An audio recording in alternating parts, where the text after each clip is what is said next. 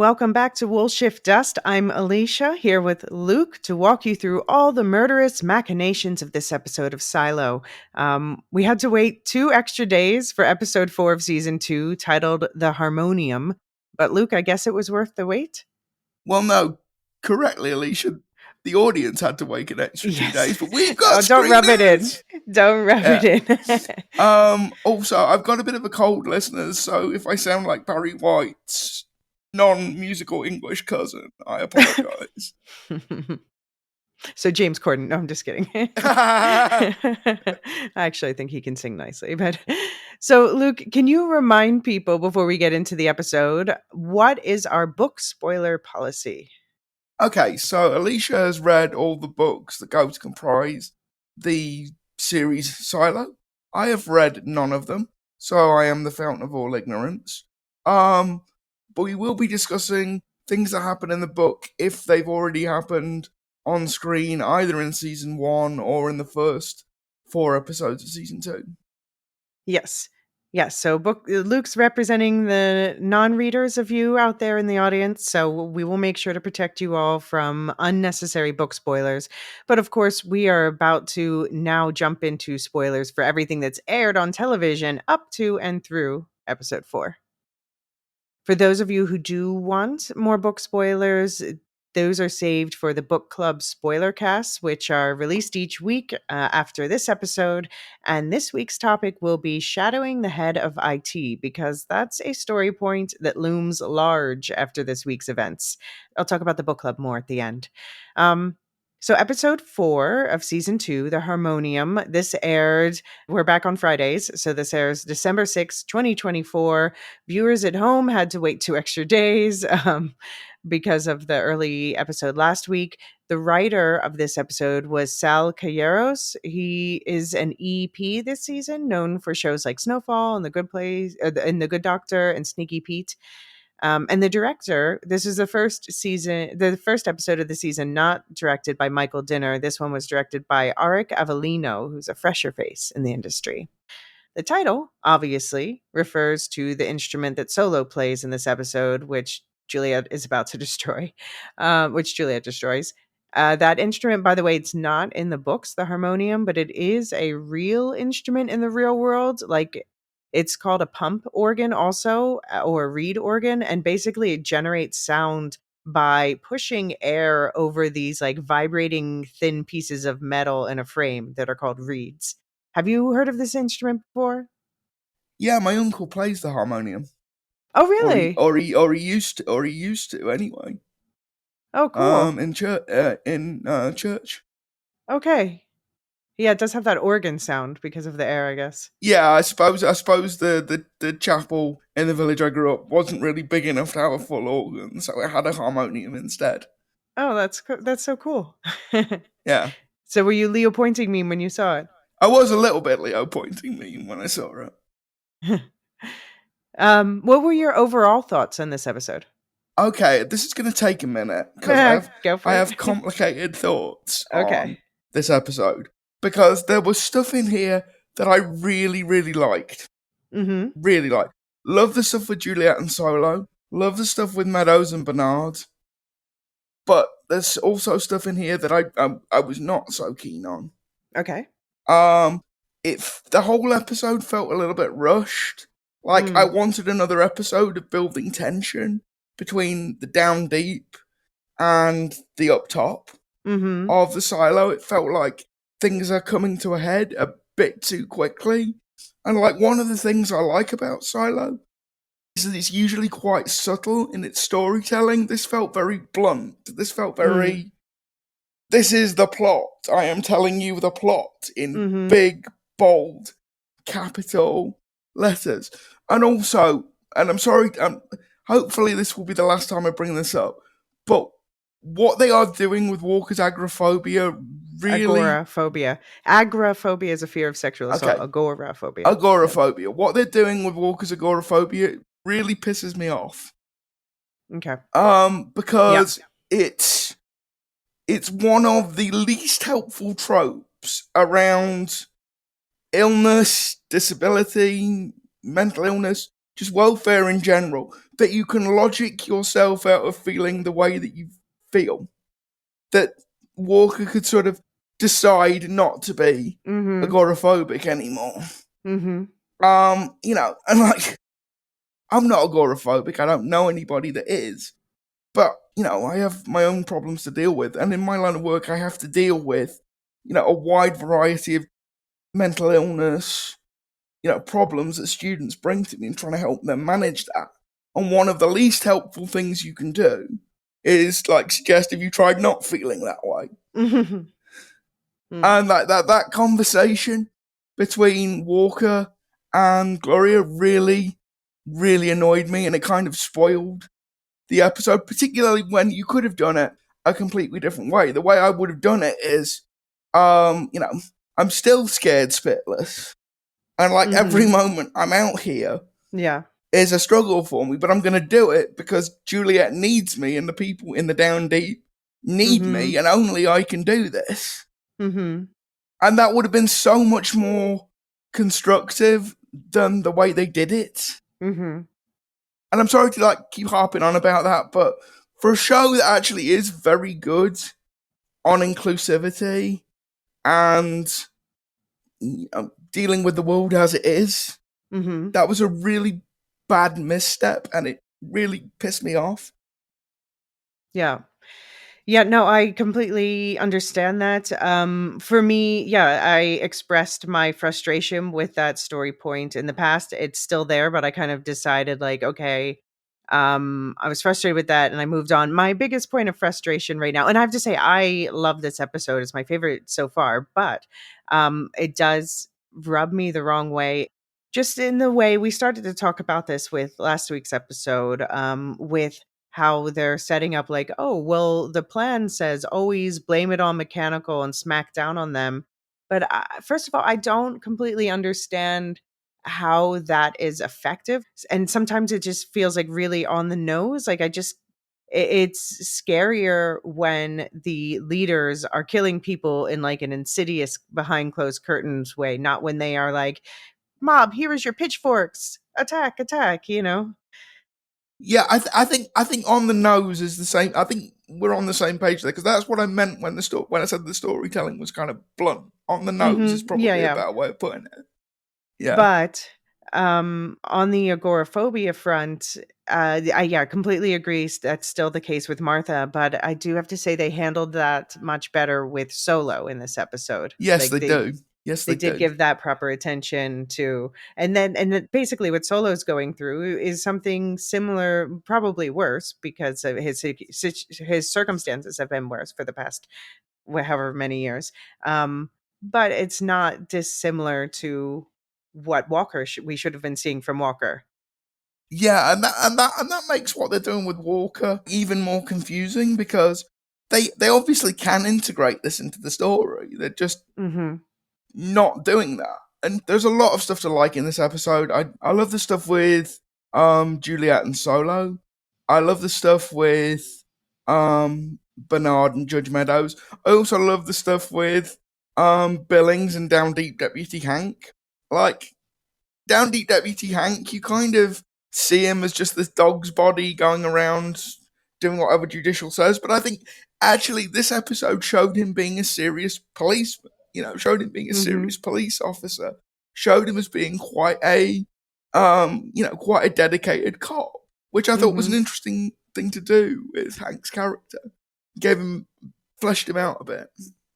Yeah, well, I've always thought I'm team Hank. I honestly think he deserves to be on the Juliet end of the scale even more than her, but yeah, I think that he has shown that he's trying to do his job, but also in a way that's reasonable. Like he's like, I want to keep order in the down deep, but I'm not going to go reporting people for saying they want to go outside when I understand where this is coming from. Yeah. He's And I just also I reasonable. love the line. They gave me that judicial look, that judicial look. Yeah. I, yeah, And yeah, with I was with Holston Jr.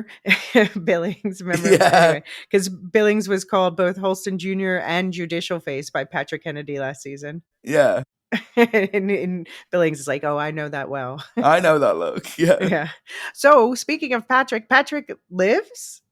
We possibly Patrick lives question I mark? mean, okay, so I should have gone with my first instincts because I don't even know if I said it in the recording yet because I You haven't did. edited it yet, but he was shot in the shoulder. Yeah, But then you mean for our episode 3 episode. mhm, You mhm. did say it. I That I remember you think saying it. yeah, Yeah. that he was shot in the shoulder and I had doubts, yeah. But then, it was just Hank was convinced that he was dead. So I was like, "Oh, well, I guess, Hank must have inspected the body, but now we find out maybe not."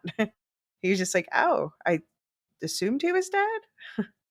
Um, so yeah, interesting. So where and when do you think Patrick will turn up next?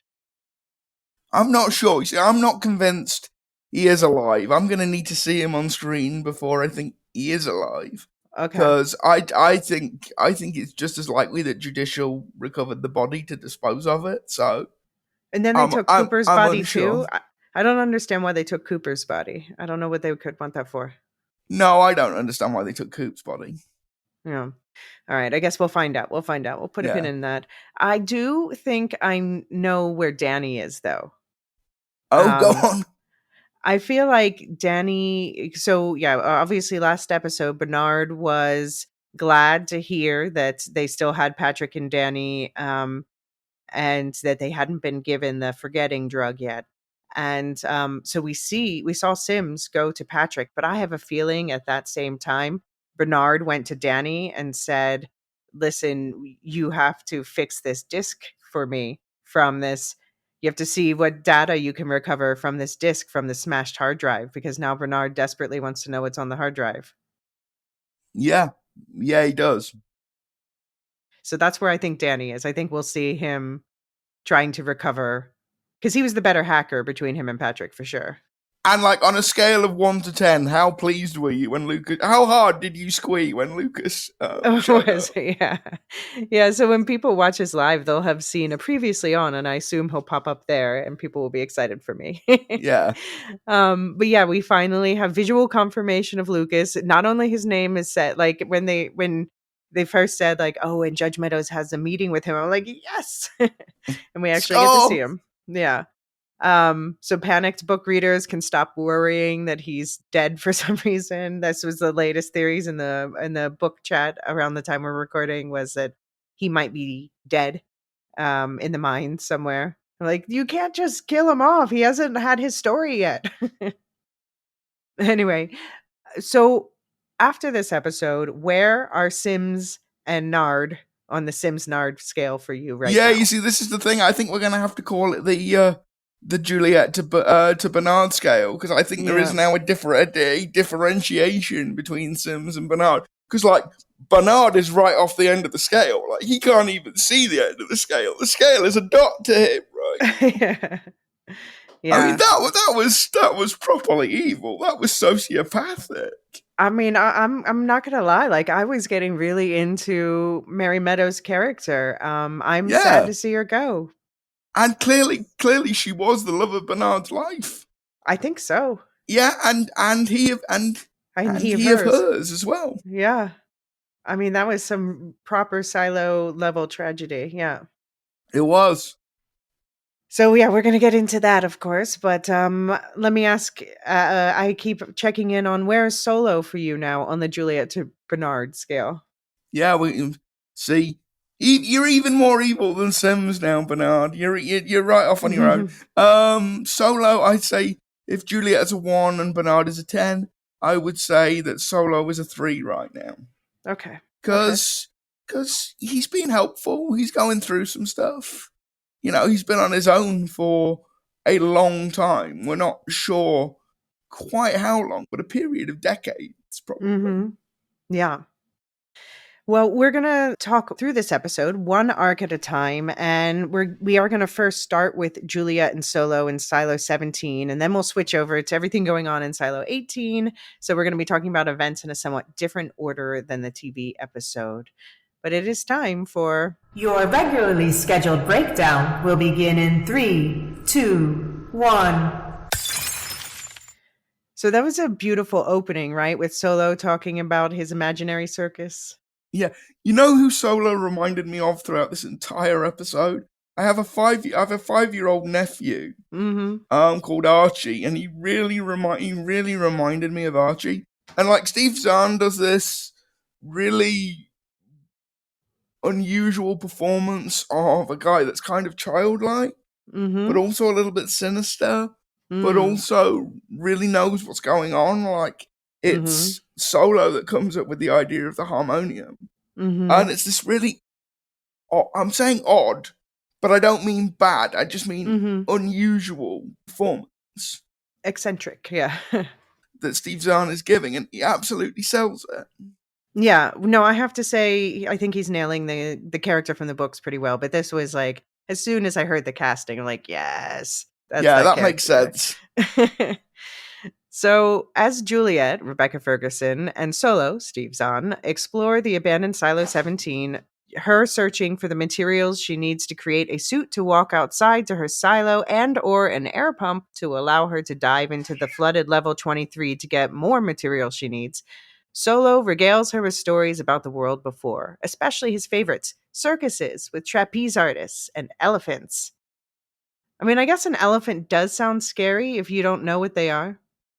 Yeah, I mean, under the wrong circumstances, elephants can be scary. Oh, sure. You don't want to mess with them. But yeah, like, and also like the idea of they have teeth that go out the Yeah. side of that's kind of right, but not And long really. noses. Yeah. Yeah. But yeah, it's interesting to note that Solo likes elephants, he says, because they are smart and altruistic. So these are apparently the qualities that he values. So it Yeah. seems no wonder he's taken to Juliet. Yeah. How do you think Solo knows about birds and circuses and elephants and I'm all that? assuming I'm assuming like most, if not all, of the relics in Silo 17 he are like stored in that vault were basically given to him when he was locked in there to try and keep him occupied and trying to stop him from like completely unspooling. Okay. He also said, oh yeah, no, so he starts to explain an ocean to Juliet, and she's like, I know what an ocean is. I've seen it in a book. And this was a really telling exchange. He's like, they let you read books in 18? She's like, no. He's like, oh man. Well, anyway. But yeah, so yeah, they are not allowed to read. He knows they're not allowed to read in his silo, but obviously he has. Do you think Solo knows what a Pez dispenser is? Interesting question. If Bernard knows, then If Bernard, and yeah, may have access. Yeah. maybe. Maybe he has one in that room. Possibly, yeah. Maybe they came as a set. Yeah. Maybe there's a matching set. Yeah. Of 50. Yeah. One for each silo. So yeah, Juliet throughout this, she's treating him like an annoying kid brother, not really taking him seriously. It is interesting. A difference from the book I just want to point out is that Solo, it seems like the TV Solo was more isolated before Juliet came, whereas in the book Solo, he was out a bit more before Juliet came. So he was doing his own, he called them projects, and that was kind of like a way to, give him a purpose, to keep him sane, do something. Oh, so he was kind of wandering around Silo 17 a little bit. Yeah, he was. So he knew where some things were, not just because, I don't know, it seems like this Solo just has that memorized. So when Juliet shows up and she's like, oh, I need help with doing similar stuff to what we see her doing in the show, he's like, oh, project. Okay, project. But of course, it's also about companionship in both cases. So Juliet's project right now is she needs a way to push air through 50 feet of tubing so she can breathe underwater.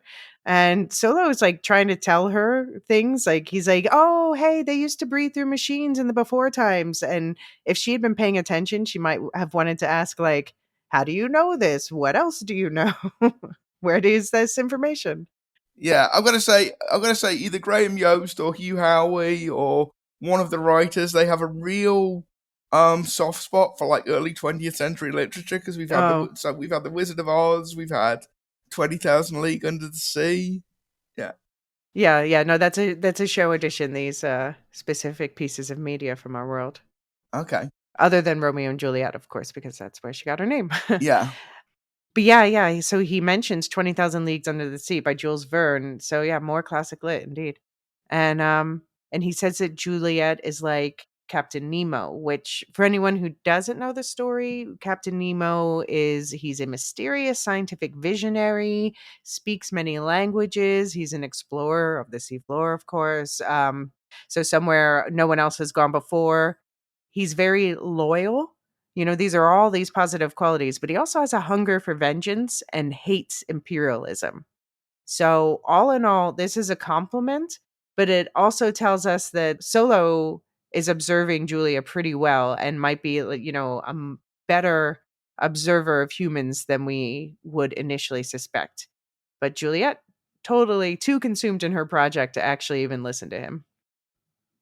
Yeah, and it's like, you can tell Solo isn't used to having a conversation because he's not quite sure how to like pitch. Pay attention to me, I'm trying to tell you something. Right. Yeah. If he got to the point faster, then he might have gotten her Yes. attention Yeah. more. But he's like, no, well, wait, there's this instrument. She's like, okay, great, an Okay. instrument. um, but yeah, so Solo, he suggests the harmonium at this point, but again, she's just like not interested in listening to him and considering that he might be smarter than she thinks he is at this point. Um, and I do have to sympathize with her a little bit that, of course, we as viewers, we're like, oh, he clearly knows things. He's talking about things in our real world that are actually true. But she doesn't know that. To her, all the things he's saying about elephants and scuba suits and submarines and all that, that sounds like nonsense, I'm sure. Like made up crap. Well, does it?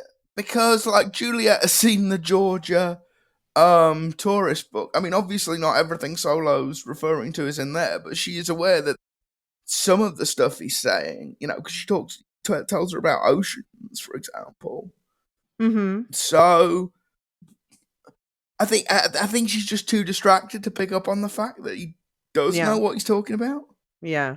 Yeah, that's true. The oceans part should tip her off. Juliet was she's not a perfect person, which is why I'm reluctant to put her on one end of the scale. But she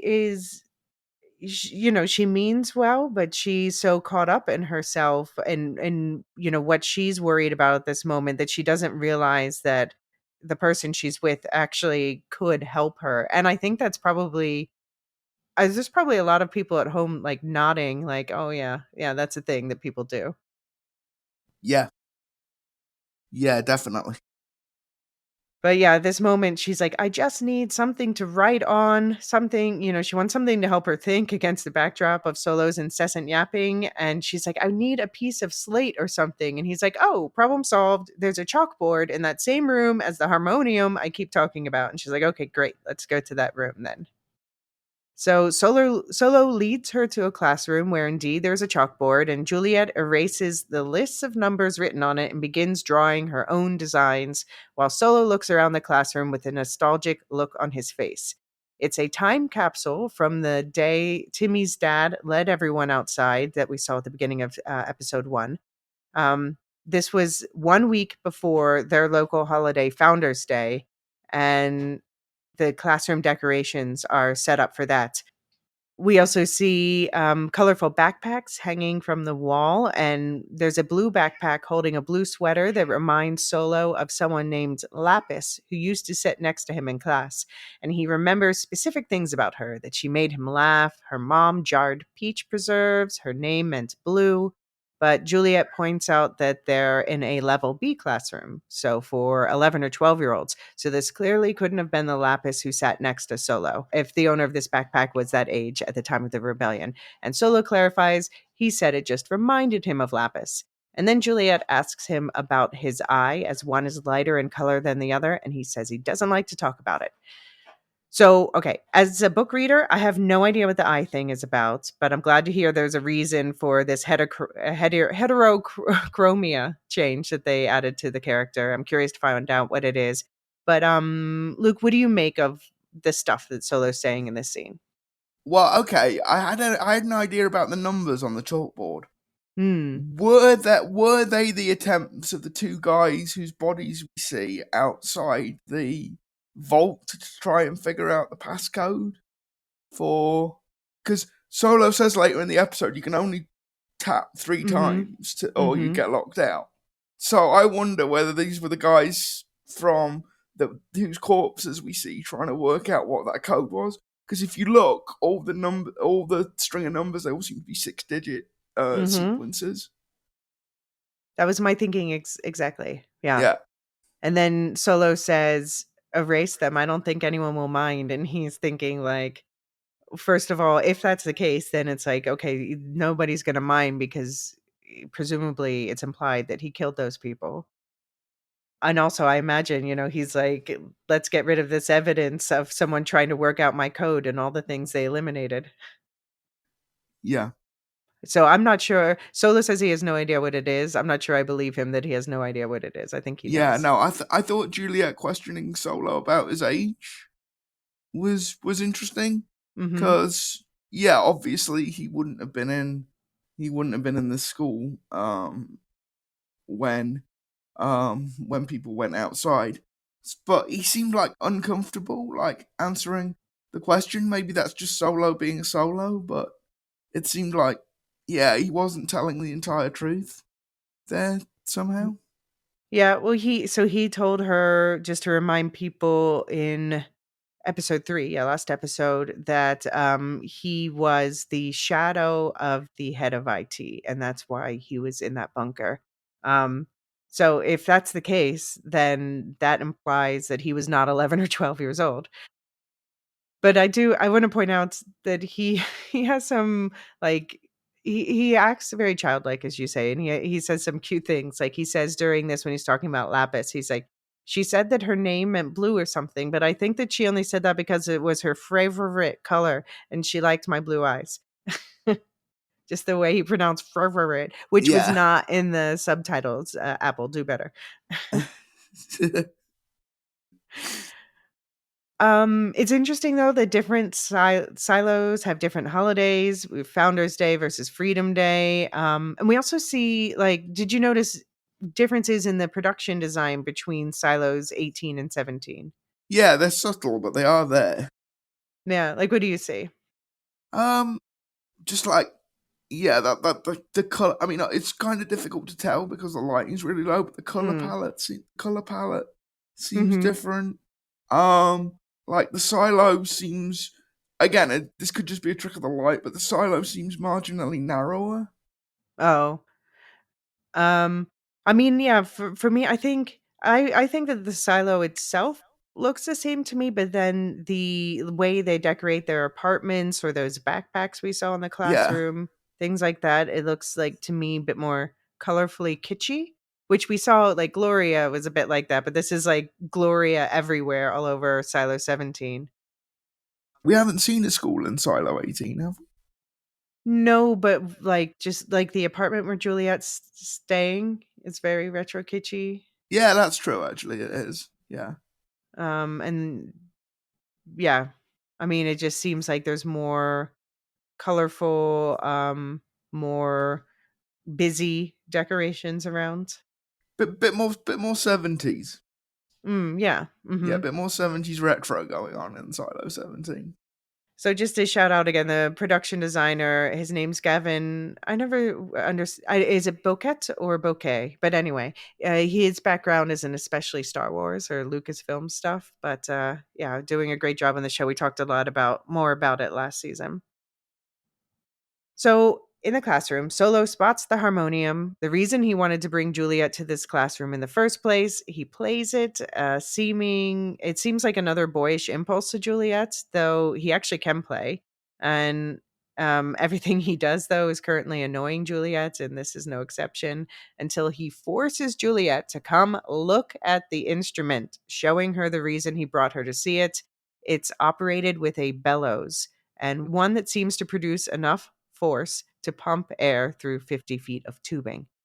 So Juliet tells Solo she will have to dismantle the instrument to use it, and she's not sure whether or not she'll be able to put it back together, so Solo plays one last time. So this is my question. Do you ever, like, if the rebellion happened at least 25 years ago because Bernard told Meadows that it happened before she was his shadow. So he would have been, he says he was in that bunker for 25 years. Like, he didn't seem 25 years rusty on the harmonium. Do you think it's possible he ever snuck up here to play it? Maybe, maybe. I mean, if he left the bunker on occasion, it would answer like a load of questions, like where is he getting this constant supply of chicken stew from? You know, where is he sleep? You know, when you know, has he bought a bed back Mm, to the bunker? Stuff like that. So yeah, I think the room is simply not large enough to contain everything he would need. So mhm. I think just for the purposes of staying alive, he would have had to have left that bunker periodically. Yeah. But do you think Juliet's gonna take Solo more seriously now? She should. I'm not She sure that she should. will, but she should. Mm, yeah. Yeah. I kind of felt like he was the one being patient this episode. Like, he's trying to solve her problems for her, and she just, like, won't fucking listen. Yeah. She's acting like he's annoying. Like, "Oh, I was so frustrated on his behalf." Yeah. So Juliet makes her air pump with Solo's help, but he's starting to get that feeling like he didn't lock his vault, though Juliet promises she saw him do it. He wants to go back and check, but Juliet talks him down so he can help her with her mini dive to level 23. He's just got to keep pumping as long as she's underwater. So yeah, this reminded me of, like, I definitely have had that feeling before where I leave the house and I take a mental snapshot that I've locked the front door, and then I'll get halfway to my destination and I'll be like, "Oh my god, I did it," right? And it comes back to trauma because I did have a break-in at my house. So, yeah, it just makes me double worried about it, and I can only imagine with Solo, he has someone writing on the walls, "We will get in there." They have all these codes they've obviously been trying every day, like, oh my god, the Yeah. anxiety.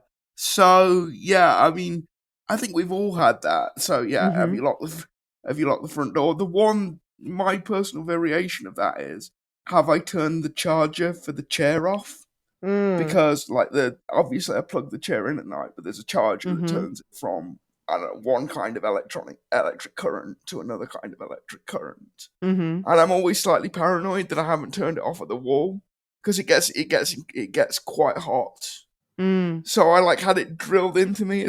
I don't actually think it is a fire risk. I think Right. this is just one of those things your parents tell you Right. to get you to turn it off. Just in But case. yeah, just in case. Yeah. Yeah. No, I'm sure we can imagine that anxiety, and then just, yeah, Solo amped up to 11 because he was confronted with it daily, presumptively, for who knows Yeah, how long. and like for me, at least once I've texted my neighbour to come Oh, into my yeah? house to check because Uh-huh. yeah, I was so certain that I hadn't turned it off. Yeah. Yeah. It can be the oven or, and yeah, and here, Solo calls Juliet Captain Nemo again because, of course, she's going under the water, but, of course, she doesn't get it. So Juliet made she takes a big piece of metal that looks like the base of a pole or a column or something, and she uses it as an anchor to drag her down one level. And breathing through the tube, Solo is pumping air into. She jumps down to the landing below 23. But the breathing hose only reaches so far, so she takes one final breath and leaves it behind. But the rope on the anchor is also restricting her as she tries to climb up to the level 23 landing where there's air.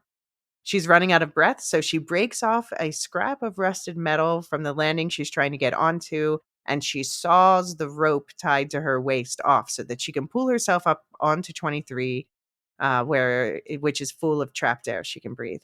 And meanwhile, Solo is still pumping air through the hose, not realizing she's no longer using it. And Juliet is punching, kicking, and peeling back the doors on lockers to find what she's looking for. So yeah, Juliet in those lockers, that looked so painful. I mean, Yeah, there had to be a better way of doing that. That looked like it really hurt. yeah, like her elbows and her fists, and she's way stronger than I am. Yeah, like you can tell this is Rebecca Ferguson. all muscle and she's all muscle Yeah. and sinew. It's Yeah. really quite impressive. It's impressive and a little bit depressing, to be honest. Because I'm By the same depressing. age as Rebecca Ferguson, Oh, yeah, so well, if I she can wouldn't do that, why yeah, can't I? yeah. Yeah, I don't know if I wanna be that strong, but, That's true.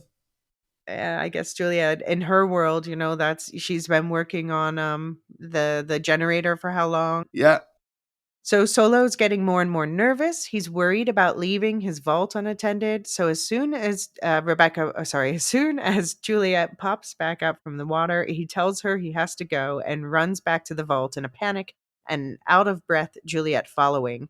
And the vault is still locked, as Juliet said it would be, but Solo wants to go back in for a while. Only in his panic, he enters the wrong code twice.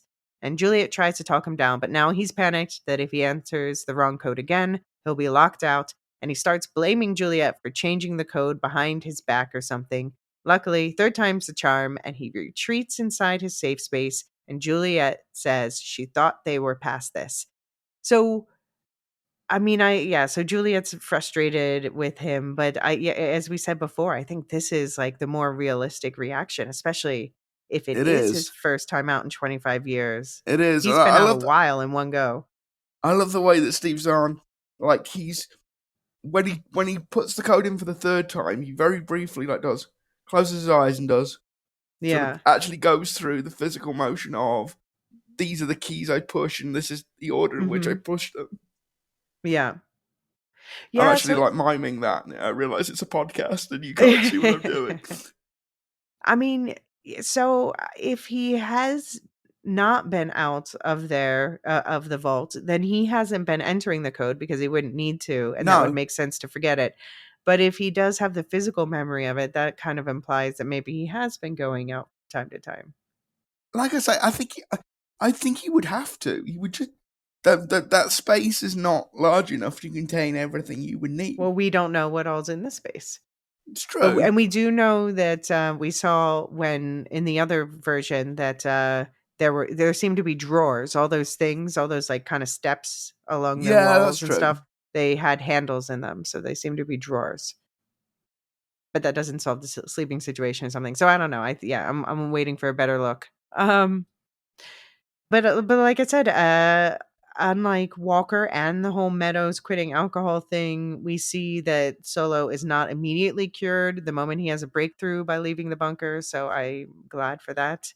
Yeah. Um, and we get that important piece of information that the door locks if you enter the wrong code 3 times. I'll just say in the book, the door locks for 24 hours if you enter the wrong code 3 times. So I don't know if it's the same in the show, but Oh, it's like that.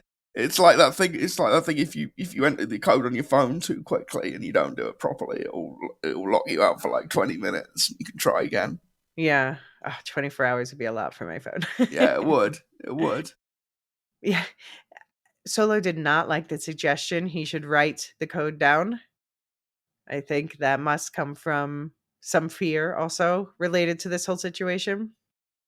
He even blames Juliet saying that she changed the code somehow, even though she was with him the whole time. But I'm like, Juliet only just learned that keypad locks existed. Well, yeah. Presumably, if you write it down, somebody could find it. Yeah. So, yeah. So Juliet tells Solo that while she was sent out to clean, part of her was relieved it was over. She was so tired, and when she got outside, she was scared and lonely. She thought every step would be her last, but she just kept walking. She understands how Solo feels, she says. She tries to lull Solo into talking to her again, calling herself Captain Nemo, asking about the circus and the things with the long noses. And when Solo doesn't respond, she gets up to walk away. But Solo doesn't want that. So he needs her to know that those animals with the long noses are called elephants and lions also existed. And that's the end of their story. I do. I do like the description of lions as just big cats, which I suppose they are, but I never think Yeah. you never really think of lions as big cats. I think of my cats as little lions. So, any more thoughts on the Juliet and Solo side of the story this week? Um, I'd like to for Juliet to make some progress on her suit. Like Okay. the constant MacGyvering. I'm not saying like it's not getting wearing at the moment, but like if it keeps going, if it's like if it becomes like challenge of the week, that's going to get a little bit boring, I think. Okay. Okay. Yeah. Yeah. I want to know more about Solo's backstory, but yeah. Yeah. And I still want to know who those corpses belong to. That's Yeah. gonna be part of the backstory. Okay, well, we're gonna take a quick break, and when we come back, we're gonna check in on the other silo, see what's going on over there. See you in a sec. Okay, so we pick up in Silo 18 with Knox, Shane McRae, and Shirley, Remy Milner. They're standing in front of the wall of names in the digger room that Knox teased us about at the end of last week's episode. And he's figured out that the names are not just from a single rebellion 140 years ago, the one they keep talking about, the one they kept talking about last season. But the names are actually from a series of rebellions. They wrote the triggers for the rebellions down along with those with the presumably names they were memorializing. And it seems that a common thread through these different rebellions was that the blame was pinned on mechanical. So yeah, this wall of names is a new TV thing. I do think other silos might have done similar. Yeah. And also, like, I find it hard to believe that Knox is the first person who's worked this out. Like, there may not be many people that have gone down there, but Knox was not the first. I mean, you mean in the last 140 years, because clearly before that, they were using Yeah. this as a system of Yeah. sorts. Yeah. Yeah. But maybe Knox is the only first one to act on it. Is Noxy Foxy, because he does redeem himself a lot in this episode. Oh yeah, he's getting back into foxy territory. Yeah. Well, he's running like a fox at the end, but He really is, but we'll get to that. yeah. But he says at this point there's a rebellion every generation. And I guess the strategy is always mechanical as a scapegoat. I mean, I've harped on this. We talked about it. I'm not convinced about this as like a strategy for that they get out of the order. Like I still don't understand how pitting everyone against the people who run the silos electricity benefits them and then they crush them, and I don't understand why. Yeah, no, I don't. The only way it makes sense to me is what we were discussing last episode. If this is some kind of massive psychological experiment done by some outside force, then it makes a certain amount of sense. But I think that's the only context I can think of where it makes sense. Yeah, no political scientists there in the writing room. I mean, No. it's different in the book. I don't like the book. But anyway, sorry, I will stop with that. I've stopped because normally I welcome book changes. Right? Yeah, but it has to make sense. It has to fit the overall logic of the story. Yeah. And they haven't, it's also, they brought up this season where Juliet said the reason why they clean the lenses in this, and it's a different reason in the book. I've harped upon it in the past. I won't harp on it now, but it's like, well, if you're going to change it from the reason in the book, at least make it better. And I don't think you did. But yeah, for the most part, I love the writing on this show. It's just these things. Yeah. Well, I mean, maybe there is a twist that we haven't seen coming that makes it all add up. Yeah. And of course, I have to like a show a certain amount to care about details like this. Yes, exactly. They've created a world where I want it to live up to the realism, the psychological and political realism that they have painted. Yeah. Yeah. Okay, so after the death of Cooper last week, Knox is getting closer to the point where he will agree with Shirley to shut down the generator room, shut off the silo. But he wants to try one more time to do things the right way, to go straight to the people in power and demand the truth to their faces. He says he'll set up a meeting with Bernard, Tim Robbins, who's the acting mayor still, which he can do as head of mechanical. And he says he'll bring along Shirley, he'll bring along Martha, Harriet Walter, and also he'll bring along Carla McLean, played by Claire Perkins, because she is the head of supply. And they'll set up a meeting to request the right to use this quote unquote miraculous, allegedly new good tape to go outside and explore a little around the silo. Shirley agrees to this plan, but she thinks they should go to Judge Meadows, played by Tanya Moody, instead. They know by now that the real power lies with Bernard, not Meadows, but the rest of the silo doesn't know that, so they shouldn't let on that they do either. Yeah, I thought this was one of the most interesting bits of the episode because actually this is really cunning on Shirley's part. This is a level of cunning I didn't think Shirley had. Let's make them see if they will honor the pact. If there is this set of rules that we're all supposed to be following, let's try and force them to follow it. And if they don't, it then reveals who actually has power and who doesn't. So I thought that was quite cool. But I like because like sending out explorers is like the logical consequence of what Bernard said in that speech. Like somebody was going to make that demand. If it wasn't mechanical, it almost follows axiomatically that if you've got this good tape, well, why not go outside and have a bit of a look around and see what you can find? Yeah. Even if it's only for a couple of minutes. So actually, it was Bernard's speech that created that almost inevitably. And this is where like automatically following the order makes no sense. Right. But Bernard's speech has already created a situation that the order really does not anticipate at all. Like you can't just mechanically follow what's in this book because there are just too many contingencies. Mary Meadows understands that, but Bernard does not. Yes. Yeah. I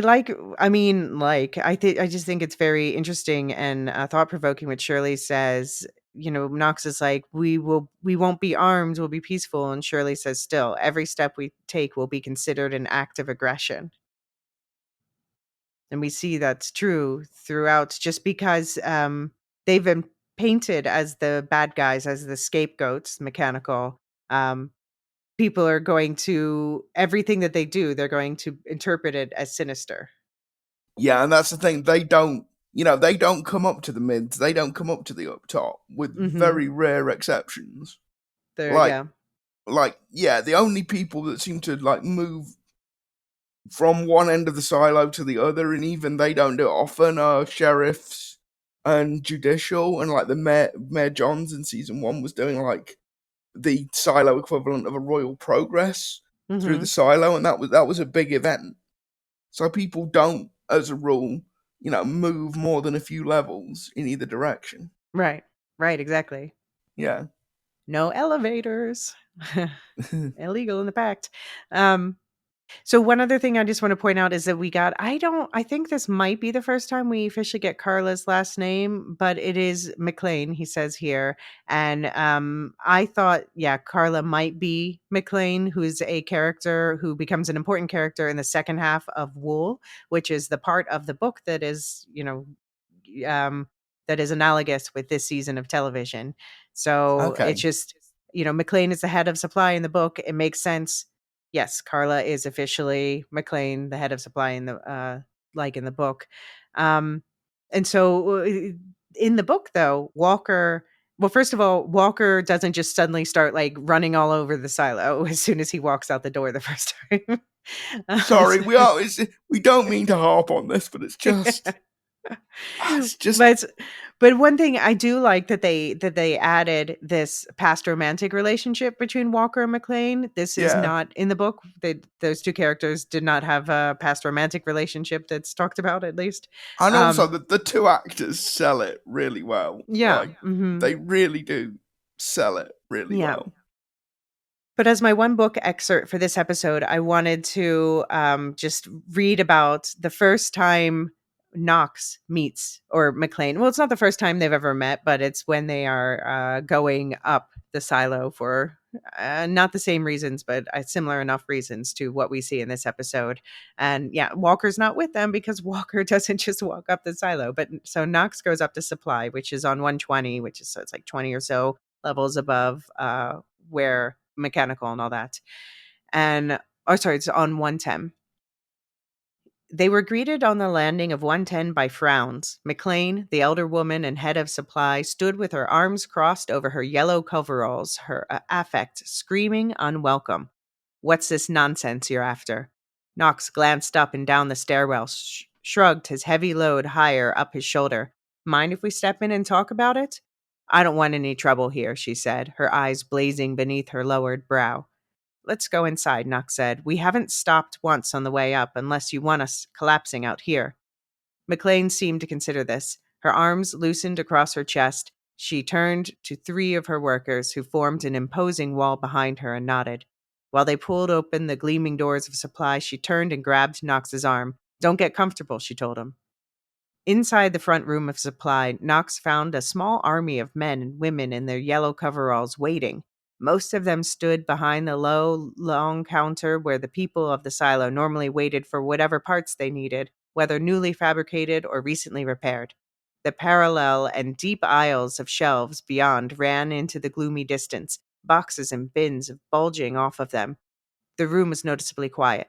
Usually, the mechanical thrumming and clanking sounds of fabrication could be heard worming their way through the space, or one might hear workers chatting unseen back in the stacks while they sorted newly fashioned bolts and nuts into hungry bins. Now it was just silence and distrustful glares. Knox stood with his people, their sacks and loads slumping exhaustedly to the floor, sweat on their brows, while the men and women of supply watched, unmoving. He had expected a more amicable welcome. Mechanical and supply had a long history together. They jointly ran the small mine beneath the lowest levels of mechanical that supplemented the silo's stockpile of ores. But now, as McLean followed her boys back inside, she graced Knox with a look of scorn he hadn't seen since his mother passed away. What in the hell is the meaning of this? She hissed at Knox. He was taken aback by the language, especially in front of his people. He thought of himself and McLean as equals, but now he was being snapped at as if by one of Supply's dogs. So yeah, we haven't actually seen inside Supply on the show or met anyone else from it. So I wonder, with them now expressly saying Carla's title, if that's about to change. Yeah, maybe. And I wonder if, like, in the show, Supply's sort of been split in half. I wonder whether the guy in the wheelchair, whether his, because that sounds like kind of what was going on in the background of that scene as well, where they're fabricating stuff out of metal. Yeah, maybe. Yeah, because they don't describe like they have like a metal workshop in here, but they are fabricating something. Yeah. Yeah. Yeah, supply plays a huge role in the book, so I hope we see more of them. But it is interesting also that so in this they're talking about how supply wears yellow coveralls. Um, they expressly say in this episode that miners wear yellow coveralls, so that's a change. Yep. And Yep. also the mines in the show sound like they're a much bigger operation than the books, because I was even wondering with the show later, Meadows says to Lucas, like, we need this metal. So that's why we need miners to get this metal. But I'm like, aren't you metal's like the most easy thing to recycle? Like, why do you keep needing new metal? Well, I mean, I suppose over time you are going to need stuff because there's going to be. You're right, it is the easiest thing to recycle, but there is going to be an amount of it that you can't recycle. Sure. So I guess, like, particularly over like hundreds of years, that silo Uh-huh. might have existed. Yeah. Well, we You know know, at least 140, right? Because that's when the yeah. last, and it seems like was more rebellions before that. Yeah, I don't know. It just seems like they're definitely making the mines a bigger thing on the show, and this whole idea of them being a punishment. So I guess but that did strike me later when she's like, "We need this metal." I'm like, "You have so much metal, just melt the metal down and make new things with it again." Like, this is the thing. This is the thing. If and when we do see the mines, if they are anything less than hellacious, if they are anything less than like the grimmest possible gulag that you can think of, it's going to say, "Oh well, that's not so bad," because they Yeah. made such a huge thing of the mines. To have them singing a sad song as they work in unison. Yeah. Yeah. Well, we did want the barbershop quartet, and it seems like the 3 players are still alive. And I'm still hoping we get this character called Rafe from the books, but he's one of those characters that's small enough. There's a good chance we won't get him. Okay. Okay, so Sims, Common, he accosts Bernard in the halls of IT with a barrage of questions. Is it true a gang from Mechanical is going to meet with Judge Meadows? Sims wants to use his raiders to stop them, but Bernard says they have to let them air their grievances. Maybe it will bring down the temperature. Rob is worried they might try for the airlock, which Bernard scoffs at, calling Martha and Carla "quote unquote" old ladies. But tells Sims he can station raiders above judicial if that makes him feel better. Bernard doesn't want to be seen as the oppressor. I mean, I think. Do you think that's Meadows' Yeah, voice in his I head? think that's Meadows. I think that's Bernard actually listening to Meadows. Yeah, let's For a take change. down the temperature. Yeah. By the way, I am you know, it hasn't happened yet, but I think my prediction that I made in the Comic-Con episode, the preview episode that we did, that one of Sims and Bernard was going to kill the other. Mm. I'm feeling more confident about that prediction after this episode. There's a lot of tension there. Yeah, they're definitely not getting closer. Yeah, and like we'll get to it in a bit, Mhm. but Sims is actively trying to work to undermine Bernard now, Right. Well, or at the yeah. very least, he's got his own agenda. Right. I mean, well, first of all, he obviously has a jealousy of Meadows. That's what a lot of this is about. Um, but also he's like just more reactionary, which is why he will never be Bernard Shadow. Like, come on. Yeah, um, Sims, you're good at what you do. You are a uh-huh. blunt instrument. You are a blunt instrument, mate. But But that is Bernard's what you not are. handing you all the secrets of the silo. Yeah. Yeah. No, But but you are an enforcer. That is what you are. That is what you do. But it's also just like the way he uses he knows that he can use Bernard as like a weapon to fire up the silo, just the way that he can use Sims as a weapon to fire up the silo, just the way Sims uses words like he's a gang from Mechanical. Like it's 4 people. It's 4 people, including, as you know, Bernard points out, two 2 old ladies. two middle aged women. They're not going to make a dash for the yeah. It just reminds me, yeah, you hear the same thing on news in our world, like, oh, it's a caravan of people and like all this. Like everybody calm down and let's just Yeah. take a beat here. No, the perceptions of groups is often about the adjectives that leaders choose to describe them. So, but then, yeah, the conversation in the hallway pivots, and we find out Sims is also worried that Meadows agreed to hear an appeal on the sentencing of one stargazing IT boy named Lucas Kyle, played by Avinash. So, yay, fucking Yay, finally! Lucas. Although, yay, Lucas, but also, oh, Lucas. Oh, Lucas. He is still arrested, damn it. Yeah. Yeah, so I mean, I think the real reason that Sims is quote unquote concerned about Meadows is that he's concerned that she's sliding into the job that he wants. Yeah. Yeah. But also, I think that from Sim's point of view, you know, she's a liberal squish. Mm. You know, she's too forgiving of all these people in Mechanical. She's too, yeah, like you say, Sims is a reaction. You know, Sims is a reactionary. How do you think he Um, would handle that job?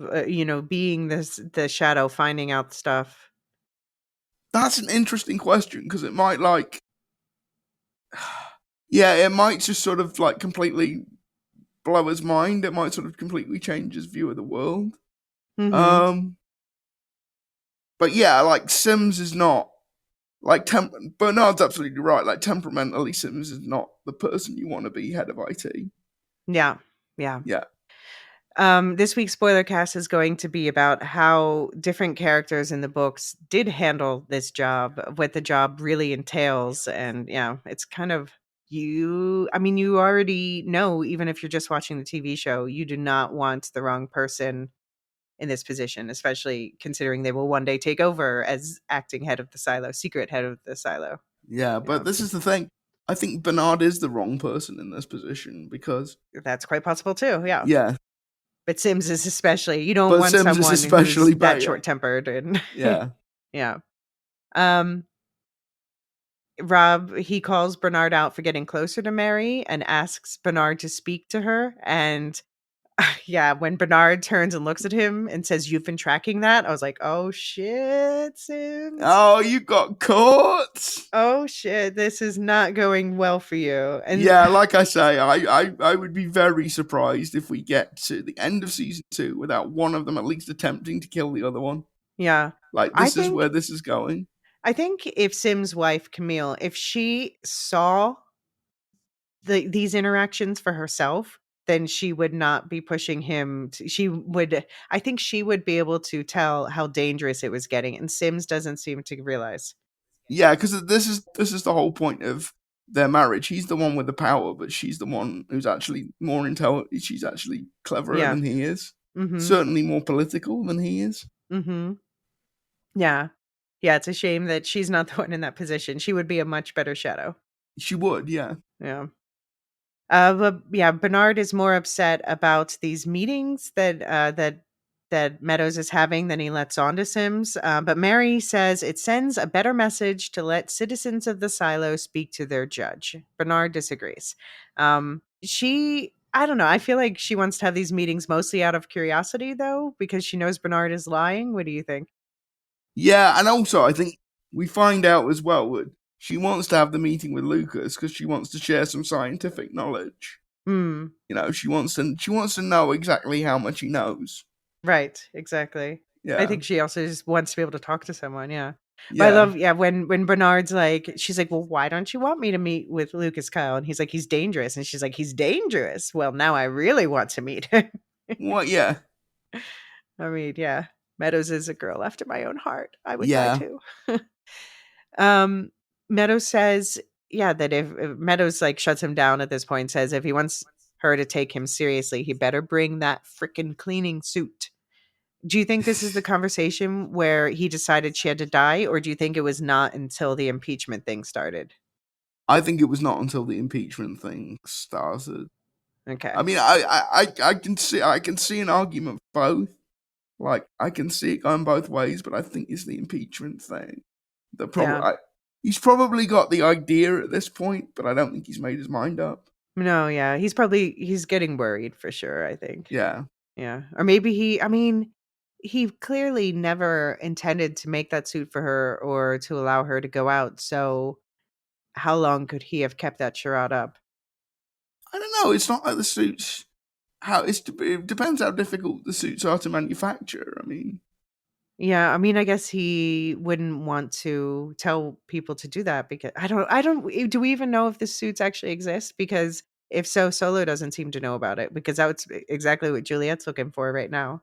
oh, what you mean the emergency head of IT suit? Mhm. Mhm. Yeah, because it doesn't make sense. Why would the head of IT have their own suit? That doesn't make sense. Mm. Yeah. Yeah.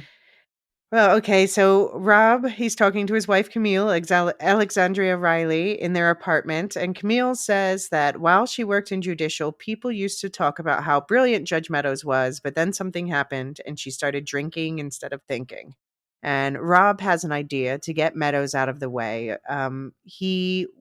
They just need to get her impeached. There are three possible grounds for impeaching a judge: proven misbehavior, incapacity to act, or endangering the silo.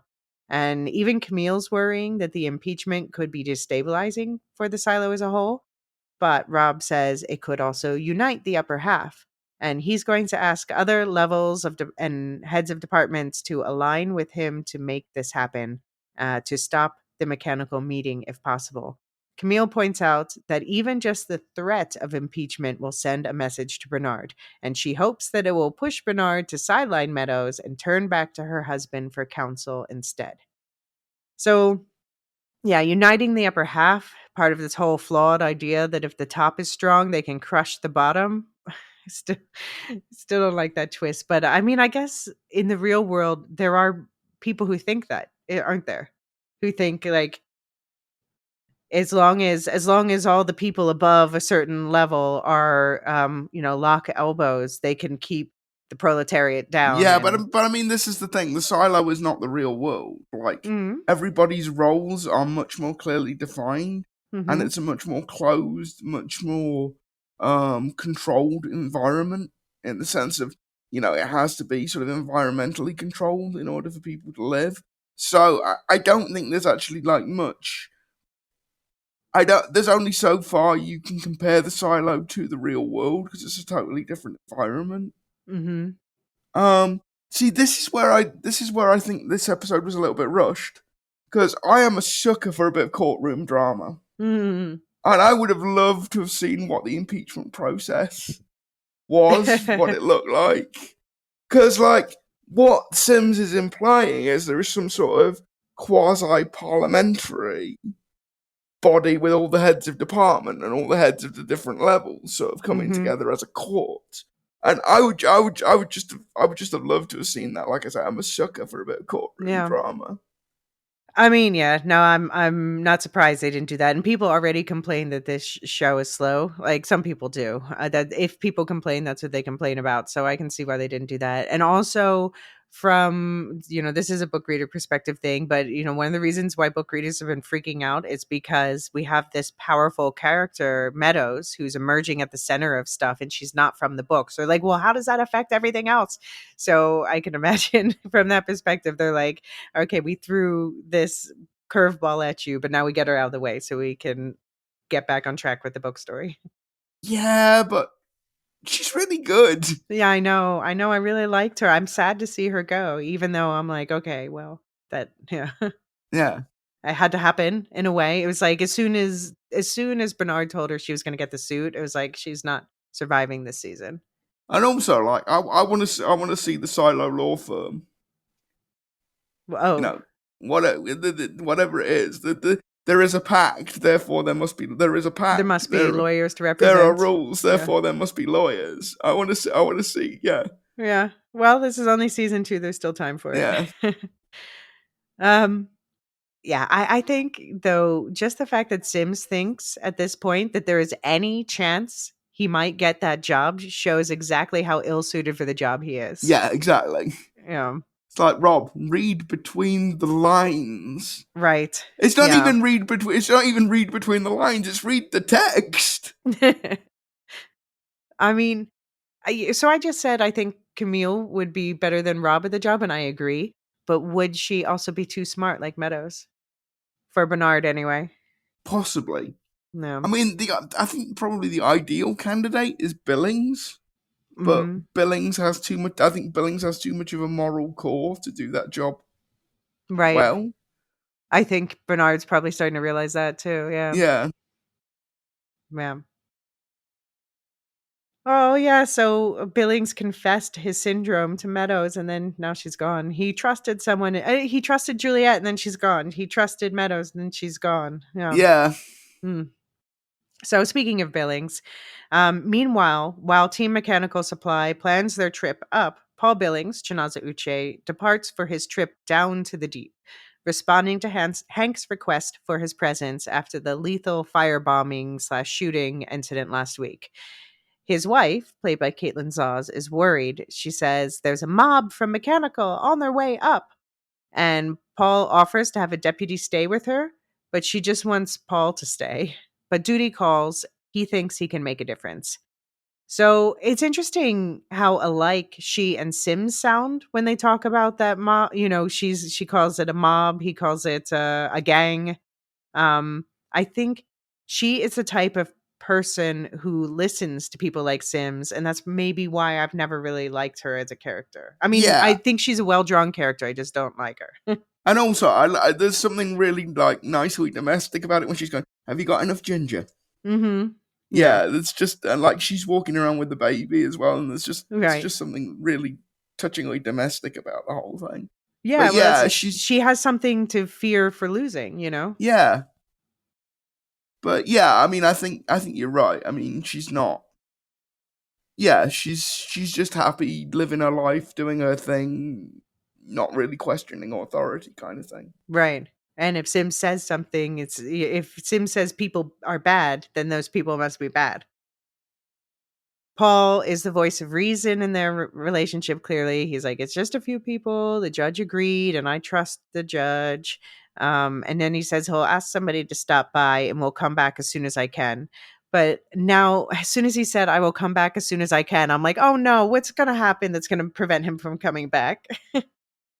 It's like, yeah, don't say that. That's like saying it's going to be the best Christmas ever. Like, you've Or I'm going to doomed it. retire in 2 weeks. Yeah, exactly.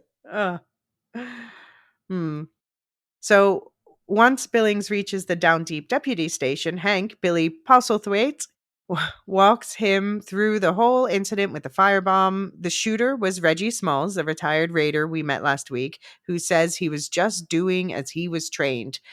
Cooper lost his life trying to stop the firebomber, a guy no one recognized. So, yeah, doing as trained reminds me a lot about especially the police, situations and especially the US with shootings, but also about training videos for the police that have made the rounds that emphasize aggression. Yeah. Yeah. And I said I wondered if Sims picked him because he knew he would be aggressive. But I don't think he's like. I mean, I think that's an institutional aspect of the Raiders. Like, I don't get the sense he is any more trigger happy than any of the other Raiders. Well, he had awards hanging on his wall For about being marksmanship. yeah, but that doesn't necessarily mean he's trigger happy. But also that whole thing about him being left alone with someone for 5 minutes, maybe to beat him up. Yeah. It suggests a certain extra aggressiveness.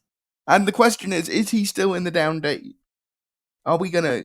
Yeah, is he still there? Reggie Smalls, I imagine he probably went back up. Yeah. Yeah.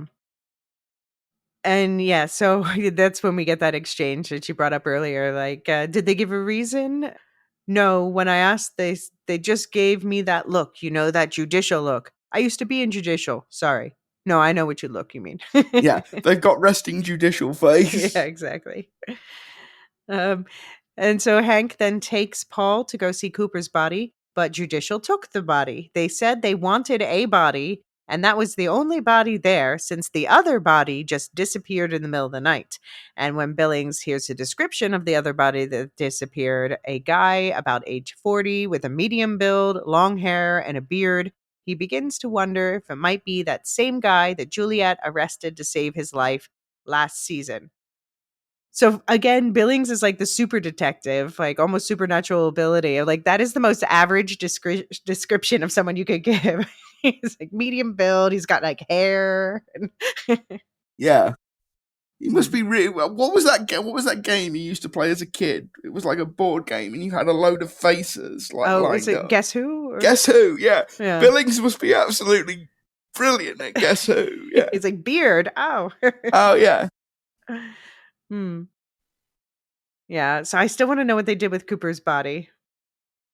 This is a lingering question. Well, yeah, that's kind of one of those things. I might want to know about what happened to Cooper's body. I might not. It depends on what actually happened. Like, I don't like the thought of Cooper being like, dismembered or something. Like, yeah, why would they want to do that? I don't understand. I don't know. That's gotta come back. Well, maybe the medical department, involuntary organ donor, maybe. Okay. So what they normally do is they bury the bodies in the fields to fertilize. So yeah, because we saw that last season. I mean, I guess they could remove the organs first, but yeah. Okay, speaking of involuntary fertilizer, we're going to take a quick break, and when we come back, we're going to talk about Mary Meadows' last day. So, in Mary Meadows' office, Lucas's appeal is not going well.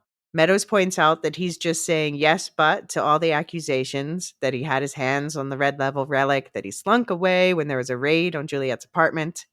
She knows he doesn't think that his sentence, 10 years in the mines, is fair, but it's an important job, she says. Lucas asks why he was even granted the request for a review if she already had her mind made up, and she sends the 2 agents that are guarding him out of the room and asks him why he thinks she took the meeting.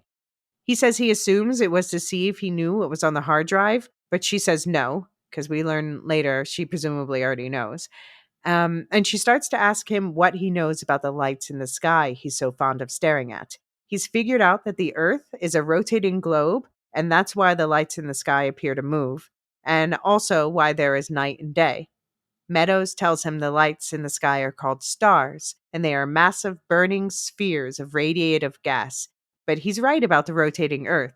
It also revolves around the sun, which is also one of those stars, and there are billions of others. And Lucas is enthralled with this story. His face lights up, but as he starts to ask if there are other worlds out there like theirs, she calls the agents back in and she tells him, with them as witnesses, that for his cooperation, his sentence has been cut in half to 5 years in the mines. When Bernard later questions her about what he sees as leniency, she says someone like him wouldn't survive a year anyway. So clearly, yeah, she knows things about the nature of the universe. The people who know things always have access to that one room. We've seen it with Solo, we've seen it with Bernard, we've seen it with her now. I get the sense though that she called him in because she was just looking for someone else smart to talk to. Like she knows all this stuff she can't talk about. Yeah, exactly. And it's like, it's such a nice thing because it's like Lucas, Renaissance man. Mm-hmm. You can imagine like Copernicus and Da Vinci having like the Yeah. same conversation. It's She's and like, yeah. also I think like Judge Meadows knew she had to send him to the mines, but wanted him to know that he was right. Wanted him to have that the comfort of that. Right. Yeah. Yeah, Keep using your mind. yeah, But why did it felt kind of like he failed some test from her? Did you get that sense? yeah, a little bit, but I'm not sure what the test was. Yeah. So she cut his time in half. Do you think she told Bernard she expects him to die? Do you think she really meant that, or that was just something to get Bernard off her back? No, I think unfortunately she really meant it. I mean, Lucas is not, Lucas is not a fine physical specimen. No, He I is kind mean, of not in that way, not in the no, mining way. Yeah. not in the kind of way you want to be hacking or out Uh-huh. of rock kind of way. So I think she's And probably right. I mean, and mentally for him too, like he is someone who likes to sit at the top and stare beyond and wonder what's there, and then shoving him down in the deepest pit of the earth where his curiosity is just has nothing. There's nothing he can do with Yeah, it down there, presumably. there's nothing for him to sort of grasp onto. Yeah. I wonder if the miners have access to the digger room. I wonder if they know Well, about it. we haven't seen them in there No, yet, we but they've don't. been. We don't know anything about the miners. Um, So one thing I noticed, a motif throughout the episode, is we see Meadows during the scene. She's rolling these worry balls in her hand. And then we see Sims tossing balls with his wife in their apartment. And then at another point, we see that Carla is using red and green balls to communicate with the Down Deep. It's just interesting. There's a lot of like these same shaped balls. Yeah, and we have the apple falling in the credit sequence as Right. well. Yeah. Yeah, it was especially this episode. Yeah, so we talked about the metal comes from the mines. They needed it. No one wants to work down there, so it's a punishment. I do think they should be recycling more, but okay. Miners, yeah, apparently in yellow coveralls, and in the book, like in the excerpt that I read above, yellow was supplies color. So I'm just curious. Well, I guess it doesn't really matter that they changed that. Just curious. Um, It wasn't it also Juliet, she put on yellow coveralls in the other silo, didn't Yeah, she? she did, but we don't know whether the color coding is the same in No, the it must silo. not be because that was rather high up in the silo. That wouldn't be miners. Yeah, no, it wouldn't. Yeah. So as the agents drag Lucas away, Mary hears cries from outside her window to impeach her. And when she opens her blinds, she sees banners being flung over the railings of the staircase saying the same thing. Later, Bernard is not happy to see reports about this impeachment, but Mary suspects him as being the one behind her new troubles, although he truthfully says he is not. He says it was caused by public fear of the contingent from Mechanical marching up the stairs. So, yeah, that that those banners were like a really big fu in her face. Yeah, they really were. And also, they were put together very quickly. Yeah. Well, I guess that's easily enough done, but Yeah. So for anyone making a map, level 15 is judicial. Please share your mapping with us. But it is like, yeah, it's literally like 4 people from mechanical, and one's not even from mechanical, she's from supply. And if people were not making this political, no one would even notice 4 people walking up the stairs. Yeah. Yeah. Yeah, all they want is to build better suits and to send a few people to explore outside Meadows, she points out to Bernard. And it sounds a lot like what Mary wanted for herself. You know, she's like, I just want to put on a suit and explore outside. That's all I want. Yeah. Yeah. So I'm wondering if Bernard was afraid she might say yes to them, although she merely says she was going to form a committee to explore the idea, which, Bernard points out is killing it with bureaucracy. And I do think she would have done that, but I wonder if part of him is like, oh, that's what she wants for herself. What if she encourages it? Maybe, but I was also a bit disappointed in Bernard at this point because, like, that is the inevitable consequence of the speech he made. Like, of course, people are going to demand that if you got this new whiz bang tape, Mm-hmm. that you're going to use it. Like, what did you think was going to happen? This is, if it hadn't come from mechanical, it would surely have come from somewhere else. Yeah. Like, Yeah. it's just the logical consequence of what you've created this situation, Bernard, and he seems like oblivious to that fact. Mm-hmm. Mm-hmm. Yeah. Yeah, I mean, I think he's smart with like hacking and numbers and, logic and things like that, but Meadows has more wisdom when it comes to how the mind works, how people work. Yeah, like he's blinkered. Mhm. He's got a path that he has to follow. Yeah. Yeah, absolutely. Yeah. But Bernard, he apologizes to her for the impeachment stuff going on. Mary says she doesn't care, though. She plans to be long gone on her secret little walk before that happens. So Bernard invites her over for dinner. There's a goofy vibe between them, like oh, we might hook up that night. So I think that's what they were setting up for the audience to think. But he promises her that her suit will be there as well. He says, "Come for dinner at 7, and the suit will be brought up at 9."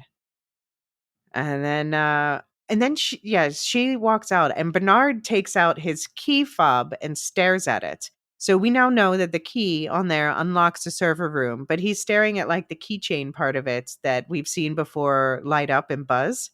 Yeah. Um, uh, what do you think he was waiting for, or making him think about something? I'm Or not sure. I hope we find out in future episodes. yeah, they But yeah, pointedly show that. yeah, that they seem to go out of their way to show him doing that, so it's clearly got Mhm. some significance. Yeah, definitely. So the dinner itself. Okay, we're gonna talk. I'm gonna recap the entire series of events through the tragedy, and then we're gonna talk about it.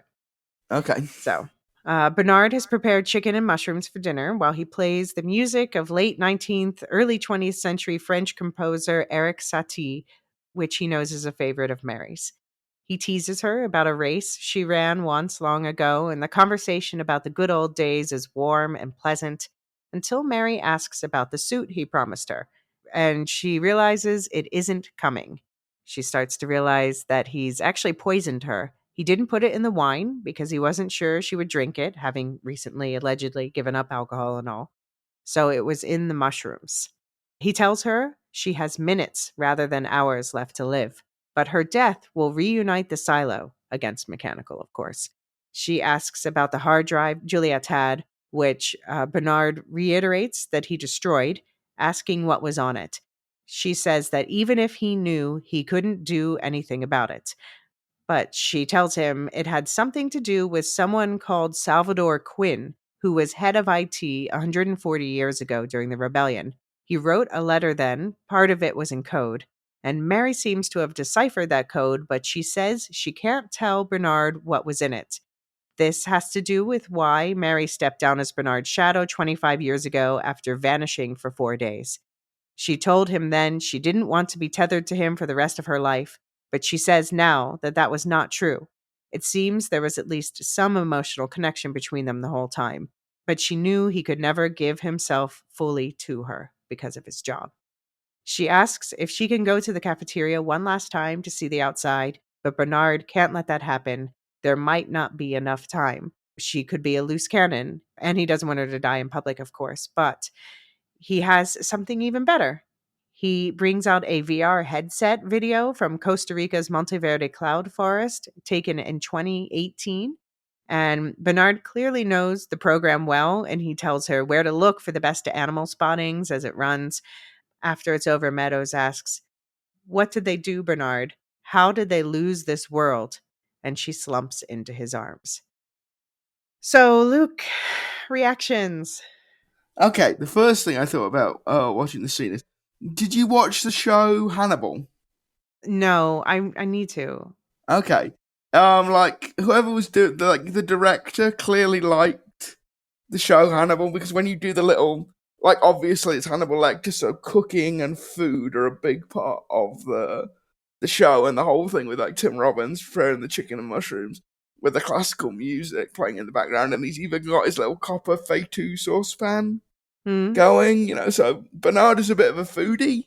And it really put me in mind of the show Hannibal. You know what that reminded me of is it reminded me of Solomon from Beacon 23. Yes, yeah, it did. But like for Hannibal, all that was missing was the Goldberg variations. Like they chose a different piece of music, but all that was missing was the Goldberg variations. I love the little back and forth about the race between Meadows and Bernard. Hmm. Because that is the conversation you get of two people who've known each other and have been fond of each other for a very long time, and then you get this wonderful throwaway line. Well, thank you for a not entirely terrible evening. And it's like, oh, but also like when Meadows figures out she's been poisoned, like her reaction is kind of telling, because her first instinct is not to lunge, after Bernard Right. with a knife. It's to ask him why. It's to try and figure out what's going on. Small point, but when he says it's in the mushrooms, did he mean he'd poisoned the mushrooms, or did he mean he'd given it a poisonous variety of mushroom? Oh, good question. Good question. I'm not sure actually. I had assumed that he had just like cooked something into the mushrooms, but it might have been that the mushrooms themselves were poisonous, but why would those exist in the silo? I don't know. Maybe for this purpose? Well, anyway, it's not Yeah. a big deal, but Yeah. I thought it was really interesting when he was doing the description of the VR headset. Bernard not only knew what all the animals were, but he knew he knew their names. He knew how you could tell male from female. For the birds, so the depth and breadth of Bernard's knowledge is wider and deeper. I think thought it probably was. I think that's one thing that the scene illustrates. I mean, this hurt Bernard, right? Like Oh yeah, like deeply, and like the look, like Tim Robbins is sort of, he does a really good job of showing that this hurts Bernard deeply, but also that that's not going to stop him from doing what he feels he needs to do. oh yeah, Like definitely. he is sad about this, but his conscience is okay with it in the end. Yeah. Yeah, but yeah, it really hurt him, and like what we were saying what I was saying in episode 3 about maybe they had a one night stand. No. This was a serious relationship. Hmm. They were, I think, because we've said before we don't really know anything about Bernard. Well, we know this now. We know that he loved Mary Meadows and that she loved him back. Yeah. We don't know if they went for it actually, but there was obviously feelings there. Yeah. Yeah.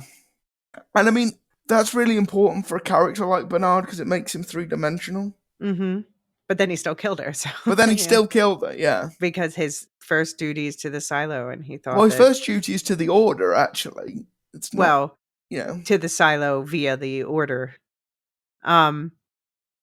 So yeah, I thought it was such a shame, especially because it was after this like lovely dinner.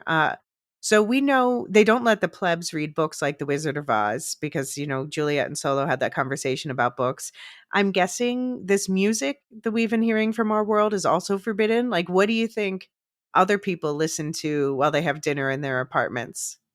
Well, we know from like Freedom Day in season 1 that there's a lot of like homemade music and homemade instruments. So I'm not necessarily sure they listen to anything because I'm not sure they have the technology to actually record Right, that's true. to actually record music.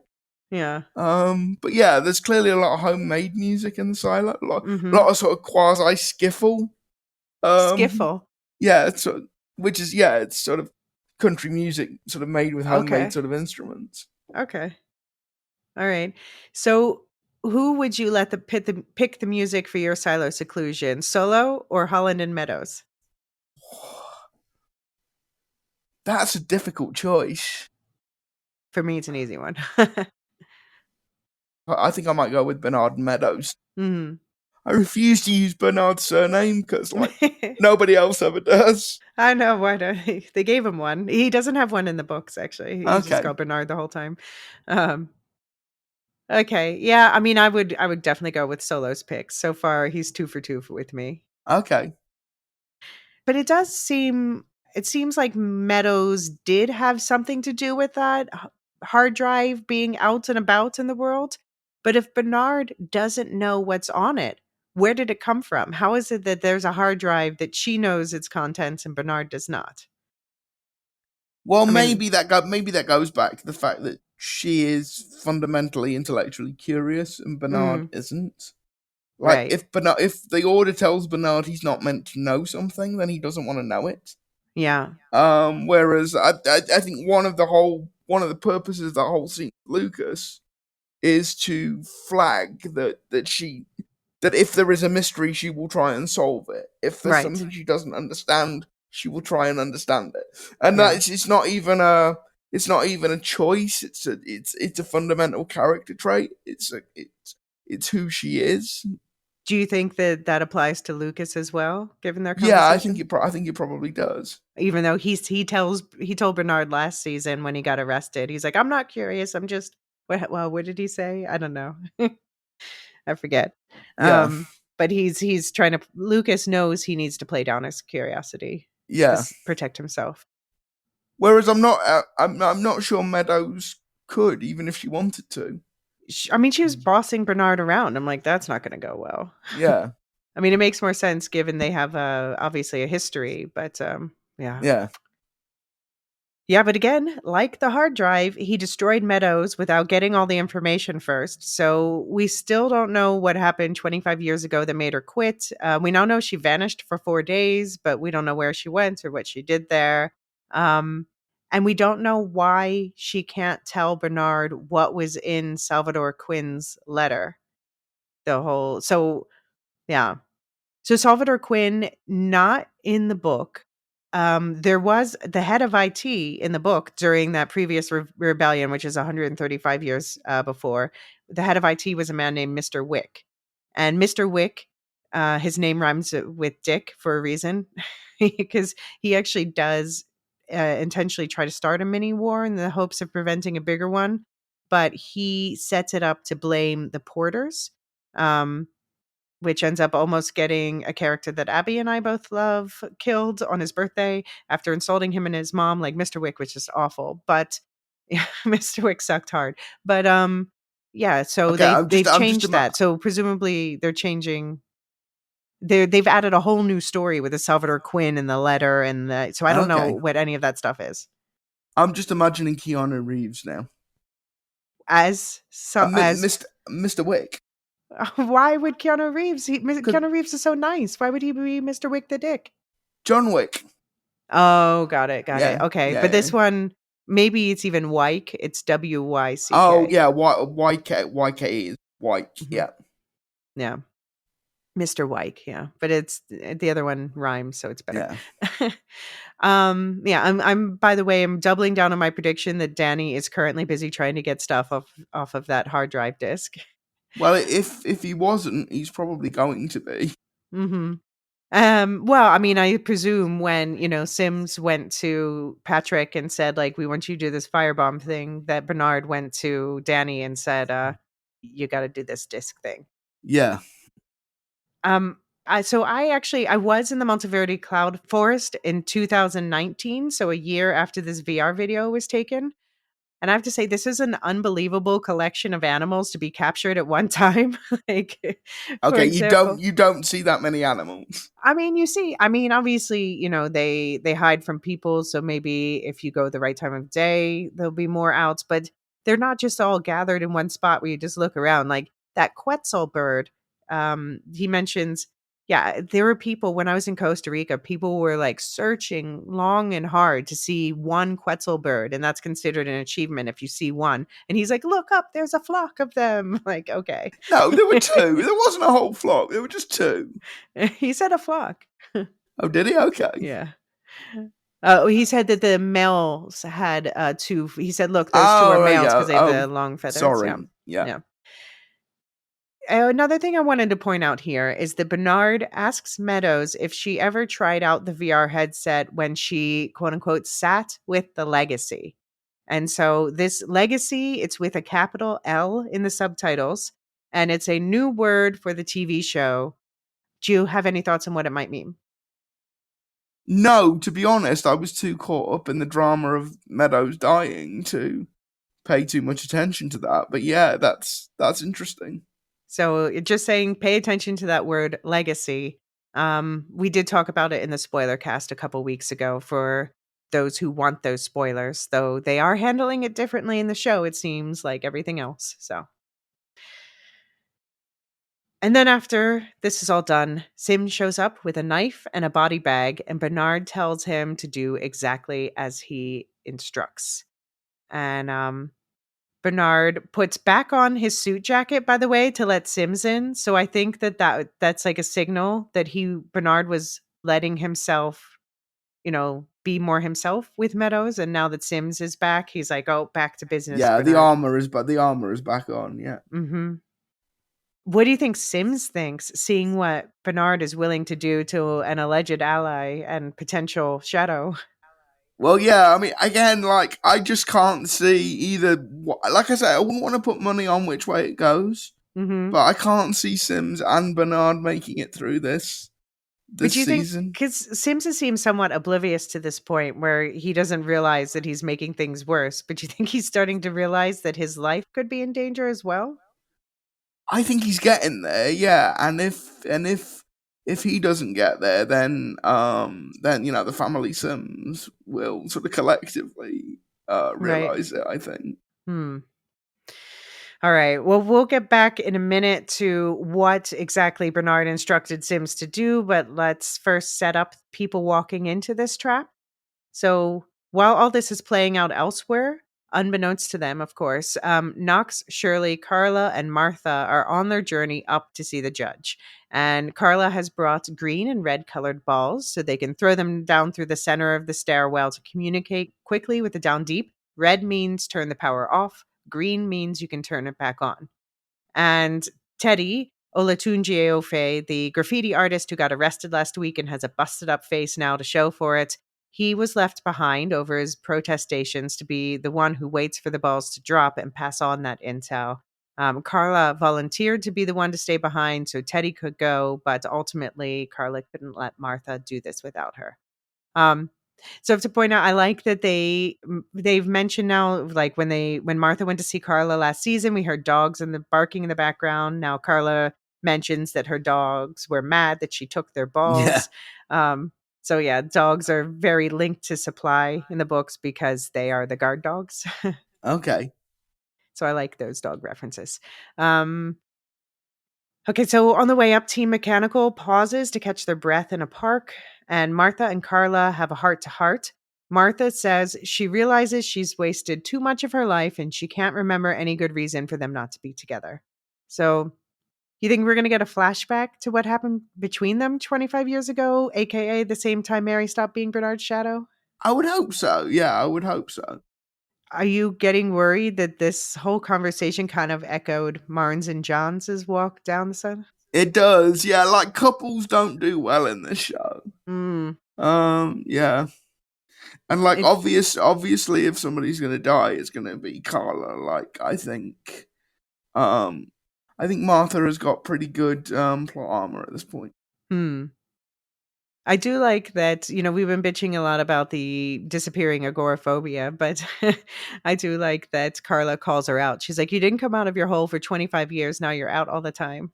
Yeah, but we've talked about that. I don't Yeah. feel the need to Yeah, I labour the just like point. that she calls her out on it. So the writers are at least somewhat aware.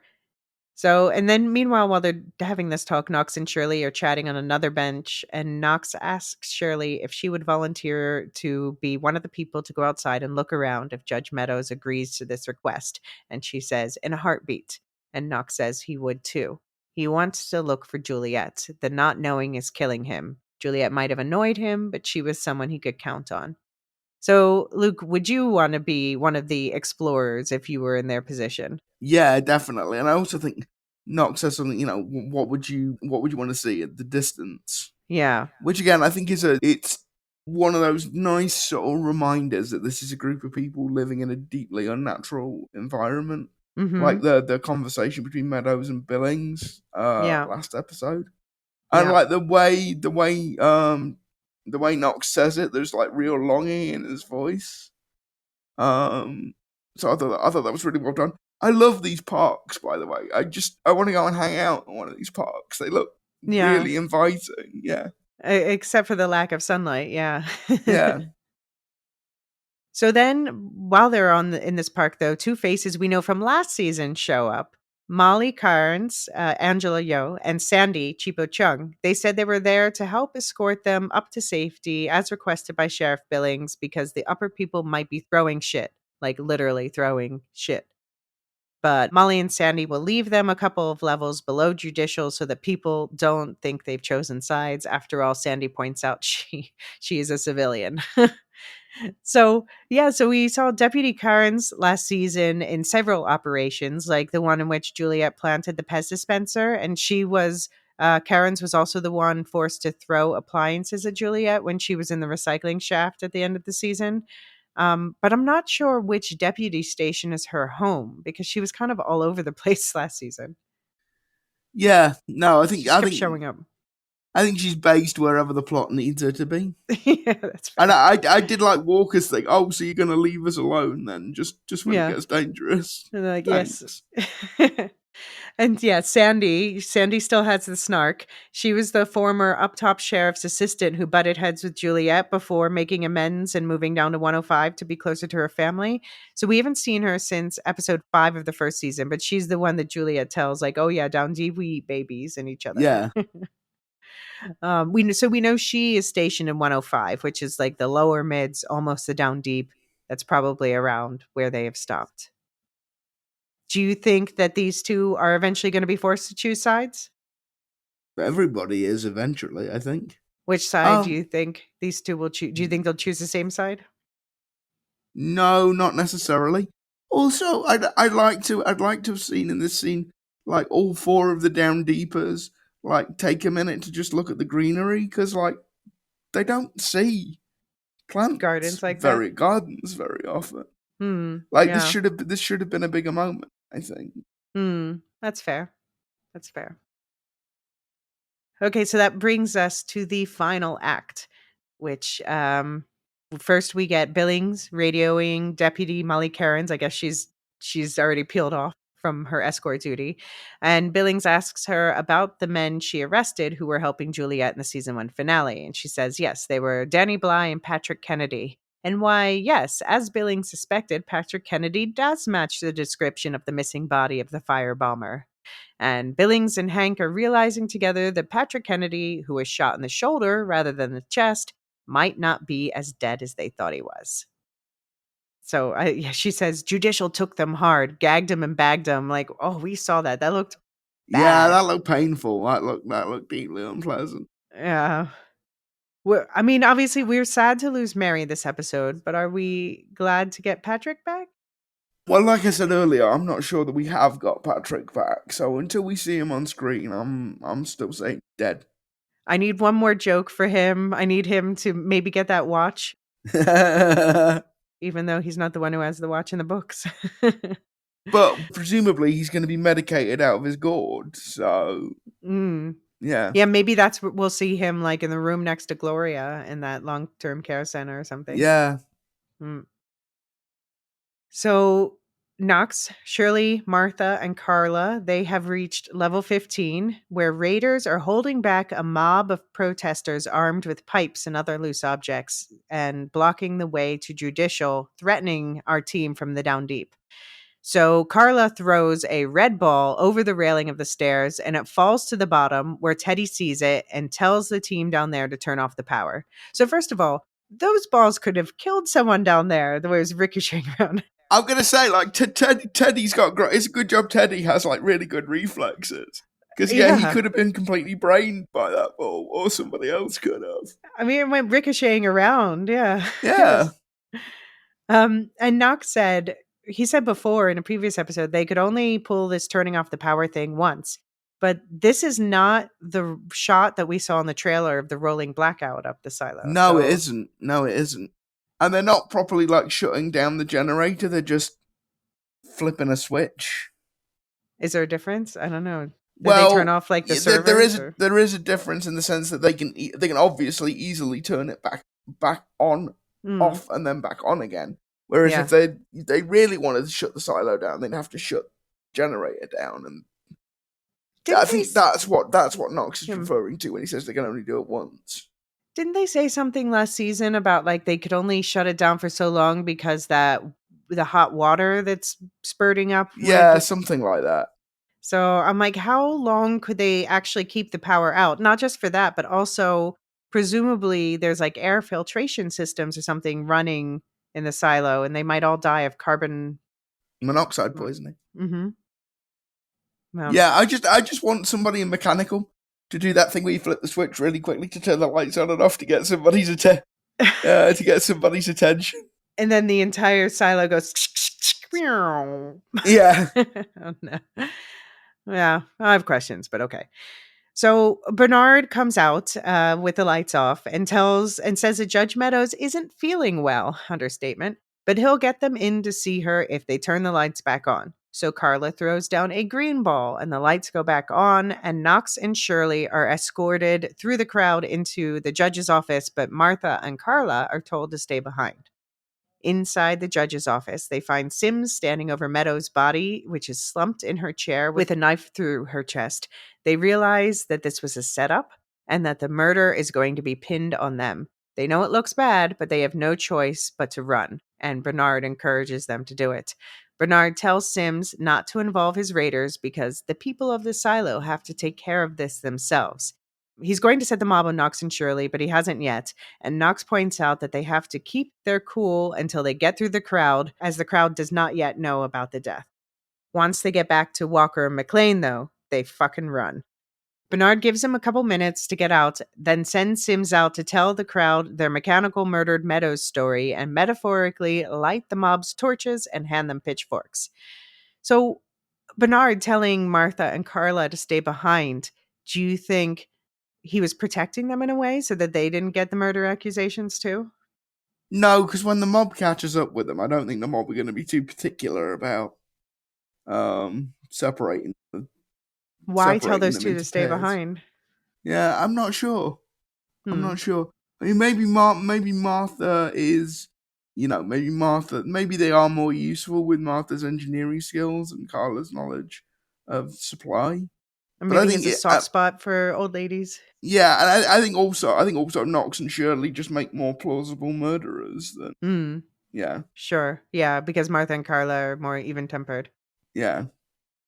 I noticed as they were walking in, and actually the AD, the audio description points us out as Knox and Shirley are walking through the halls in like Judicial. Knox seems impressed by the overhead fluorescent lighting, so I guess you don't see that office lighting down in the down deep. No. And I did think like Knox has like great presence of mind in the moment. He don't run. Mm-hmm. No, walk. I thought that was pretty sharp of him. But first, I would have expected Shirley to be the one to want to punch Sims in the face, but she actually holds Knox back from doing it, which I agree. It would have only made it worse. There's nothing that would have done. Yeah. Then Sims could be like, see, they punched me in the face too. Although Sims really does need to be punched in the face. Yes. when we say Bernard is the end of the morality scale, that doesn't mean that Sims is far off. No. Yeah. And, I mean, yeah, Sims has killed people too, just not like it would be Bernard killing Mary is more akin to like Sims killing his own wife, which is never gonna happen. Never gonna happen. Yeah. Bernard tells Sims that the move to impeach Meadows was unexpected and forced his hand. And he says, I believe good will come of it still. I know you were behind it, Rob. So, and then he dismisses him. And I feel like Sims is realizing at this point, like, uh-oh, I'm in trouble. But he's like, don't let them get too much of a head start. You wouldn't want to lose them, which also sounded like a threat to me. I think Yeah. Sims should be fearing for his life now. Yeah, definitely. Which is not to say that I think that Sims is doomed. I could easily see a situation where Sims gets his revenge in first, to put it that way. No, I mean, yeah, I'm not saying anything to that effect, just that like Sims maybe is finally starting to realize that he's been handling things the wrong way with Yeah. Bernard and he's getting on his bad side instead of Yeah. back in, the position he hopes for. Yeah. So, outside on the landing, Sims tells the crowd he knows they didn't like Meadows agreeing to meet with the Down Deepers, but she believed every citizen deserved a hearing. But, he says, those animals from Mechanical betrayed that goodwill with murder, killing her when she refused to let them open the airlock that protects the people of the silo from the wasteland outside. He says it is now the duty of every citizen to find those murderers and bring them to justice. And the crowd chases the crew from Mechanical as they chant, justice, justice, justice, which is a little on the nose, but that's fine. But also, somebody has to do like a YouTube video of that scene with the music from the Benny Hill show playing over the top of it. Yeah. Yeah. Yeah, I mean, I prefer when we see like the behind the scenes more subtle machinations like Bernard killing Meadows and stuff. And I wish like they're just making Sims like just to have someone from authority doing that stuff. That's what's bugging me a little bit about the Yeah, realism. it felt a little bit on the nose.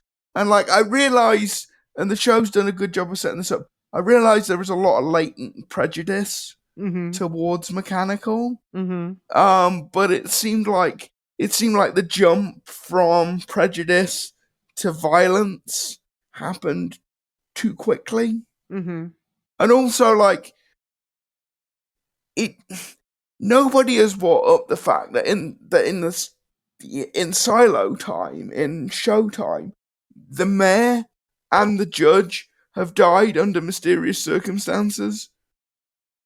Very closely together, a matter of months apart. Nobody seems to be asking that question. Well, maybe they distracted them sufficiently with everything else that's happened since. Yeah, but it seems like somebody should be saying, like, all the people in authority in this silo seem to be dying all of a sudden. But you know what? Like, I am often shocked in real life when, things are very clearly happening. Like, oh, everyone who questions this one person is immediately fired and nobody's asking questions about this. But no, they just elect that person again. Just not to name any specific examples, but. But that's people shock me in real life with how deeply they will bury their head in the sand if they think that they have an easier answer, an easier target to place the blame on. Yeah, but it is actually still quite difficult to get people to take that next step from I don't like you to I'm going to be violent towards you. That actually takes some time. I used to think that more, but these days I see so many examples of where that is happening all over the world right now. So I think it's incredibly depressingly easy to get people to take that step. Yeah.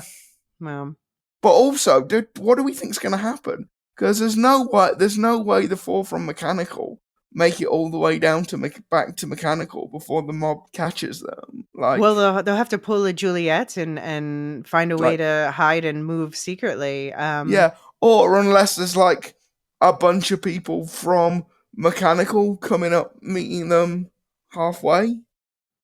Yeah, I don't know. And then what, the fight starts there, or Yeah, they have to do a barricade or something? I don't know. I was gonna say though that yeah, I do think that the way they've mixed in the truth with the lies and what Sim says does tend to make the lies more powerful. it So for does. It instance, it does. Meadows did say the bit about everyone deserving a hearing. That is something she said before she died. And technically, the four of them did want to open the airlock. They wanted to do it to conduct experiments, but even if they got the chance to explain that, the nuance would be completely lost in the fearful mob. They're like, Yeah, it's not true. to It kill would. you, but to investigate. And they were like, no, killing But us. I mean, you're absolutely right. It would. But I don't. I think it bears repeating that Bernard set this up. No, yeah, uh-huh. If you've got the good tape, why wouldn't you use it? Because yeah, they don't want them to explore beyond the bowl. What if they wander over to another silo that's not dead? Yeah. Um, we're collecting martyrs now. We've not, you mentioned the ones from last season, but now we've got Juliet. Meadows is a martyr for the silo. Do we think? I worry about Knox and Shirley, especially making it back down. Maybe Martha and Carla get a pass because they didn't go in there. Oh well, Um, I think we haven't seen this yet, but there is a shot in the trailer of like Knox and Shirley marching through IT like weapons in hand. hmm, That must come from somewhere later on in the season. mm-hmm. So I'm not saying they survive the season, but I think they'll get through the next few episodes. Okay. Yeah, I do love how when they when they came out, Shirley says, "Quick, don't look scared," and Carla's like, "I wasn't until you said that." Like weird. They had no idea what happened. They're like, "What? Things aren't normal? Why are people chasing us?" Oh, all right. Any final thoughts on the episode or hopes for what comes next? I think this this episode of Silo is the first time I've watched an episode of Silo in season 1 or season 2 and come away with such mixed feelings. Hmm. Like there is stuff in it I really like. Okay. There's stuff but I did feel like we're getting to the whole plot with Mechanical is being a little bit rushed. Hmm. And I'd have liked to have seen a bit more of a slow burn of Hmm. this kind of tension between the up top and the down deep. Mm-hmm. Um, you know what it kind of reminded me of, and this is an odd comparison. Kind of reminded me of why I'm not a big fan of Revenge of the Sith. Okay. Because my problem with Revenge of the Sith is like the turn Anakin takes to the dark side happens too quickly and too completely. And like the interesting part of that movie is when he's hanging on the edge of violence. Mm-hmm. And I feel like there's more story that you could tell. Well, they have. It's called the Clone Wars. Yeah. Yeah, well, no, I'm talking about Silo now. There's more story Yeah. that Okay. you could tell about this tension between the down deep and the up top before it has to turn violent. It felt like a sort of fork in the road that we got to too early. Okay. So Yeah. it's not to say I didn't like the episode. There were things in there that I really did like, but I came away with quite mixed feelings overall. Okay. I mean, I would say for me, I think this is my favorite episode so far, but it is also at the same time the episode I have the most frustrations with, which I've outlined in detail. I won't go back into them, which are similar to your own. Um, but I still think that this storytelling wise, this is the best episode. I'm not some yeah, some of the logic of the way, but it's like, you know what? I just have to say, okay, so the order says in this version of the story, the order says that you always blame it on Mechanical, and of course, Bernard is going to be someone who follows the order. So that's that, and I'm just like Martha and her agoraphobia. I'm just going to let it go for now. I think we'll see how I feel next episode. You're a better person. You're a better person than me because I'm not going to go through it again, but I think that genuinely did put me in quite a sort of negative frame of mind for the Mm. rest of the episode. I think. Okay. Well, I mean, yeah, for me, the rest of the episode was so good that that's yeah, it overrides my Yeah. objection to that side of things. and I'm just Okay. choosing to turn my brain off about trying to make out, because you know what? It's not necessarily supposed to make sense logically, because we keep pointing out people are not logical. Yeah, and I mean, People. also, there is more information out there that may make this make Hmm. more Yeah. sense. All right, so we're going to put a pin in that discussion. But yeah, Bernard clearly back to square one with this whole shadow business. So we're going to be talking about that more in this week's spoiler cast, as I said, about what it means to be in that role as the shadow of the head of IT, and where we think that story of Bernard seeking his shadow will go from here, now that he seems to be down two options. Um, any final thoughts? No, I think that's everything I wanted Okay. to say. Well, we'll be back here every Friday through January 17th, breaking down each episode with more mailbags in between. And we also want to hear your thoughts on the show and your theories for what's happening.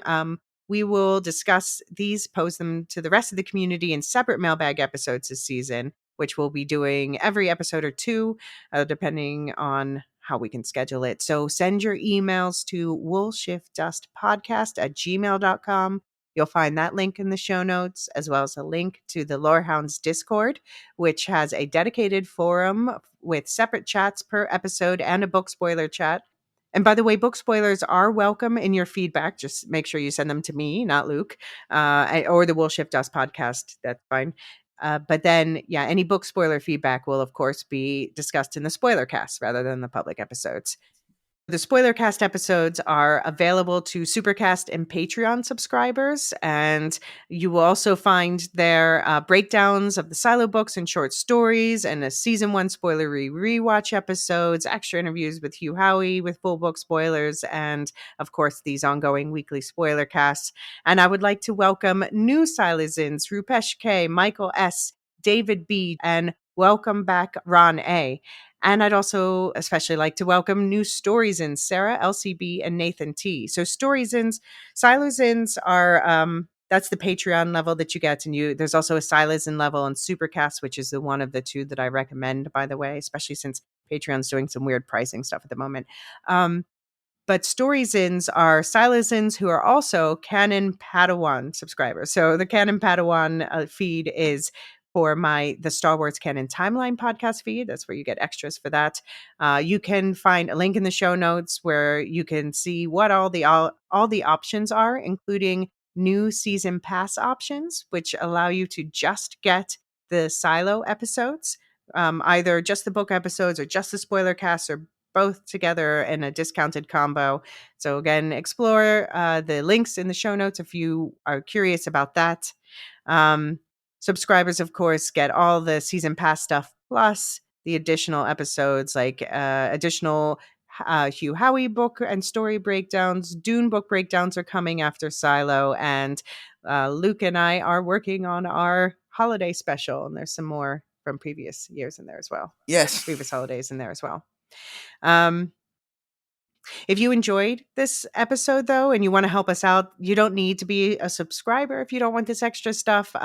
Just word of mouth, passing this on to anyone else you think might be interested, leaving a positive review wherever you're listening. These are small things that help us enormously. And just thank you for listening in general, whether or not you're a subscriber, whether or not you do any extra steps to help us. We just appreciate you being along on this journey with us. Yes, we did. So in the meantime, now we're recording this a couple weeks ahead of time, so I'll keep this brief because who knows, we'll be in a couple weeks. But David's definitely breaking down on the Lorehounds with me, Dune Prophecy, the weekly episodes as they release. Lots of other stuff happening on the Lorehounds feed as well. There should be a Wicked one shot coming out probably shortly after this, along with some comics versus content in the works. This will drop the day after the Creature Commandos new animated DCU series starts, so check that out. I mentioned the Star Wars Canon Timeline podcast. Also, Properly Howard on the network has started a new season called A Few Good Films, where they did a draft where they're going to watch one film for each of the A Few Good Men stars. So it's a film festival of other films made by the stars from A Few Good Men. Ramblers Rising is the current radioactive ramblings coverage of Red Rising. Plus, they're doing Ghibli plus Arcane. And of course, check out Nevermind the Music for psychology meets music. You'll listen to music in new ways, I promise. And it could be said on hiatus, but full of content that you can explore, right, Luke? Yeah, I mean, we're on hiatus for a bit because between recording all of these podcasts with Elysia and marking a load of essays, and also my co-host Simon works in public affairs, and Christmas is like his busiest time of the year. So we will be back between Christmas and New Year to do our review of the year. I think that's the next episode we've got scheduled. Okay, cool. Well, in the meantime, we will see you all next Friday for episode 5. And of course, any mailbag or spoiler cast episodes in the meantime. Until then, don't eat any mushrooms Bernard feeds you.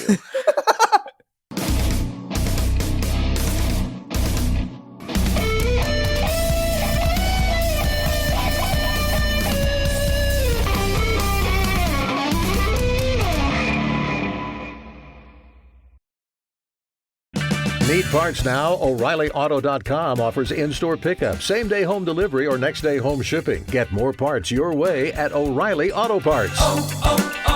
O'Reilly Auto Parts.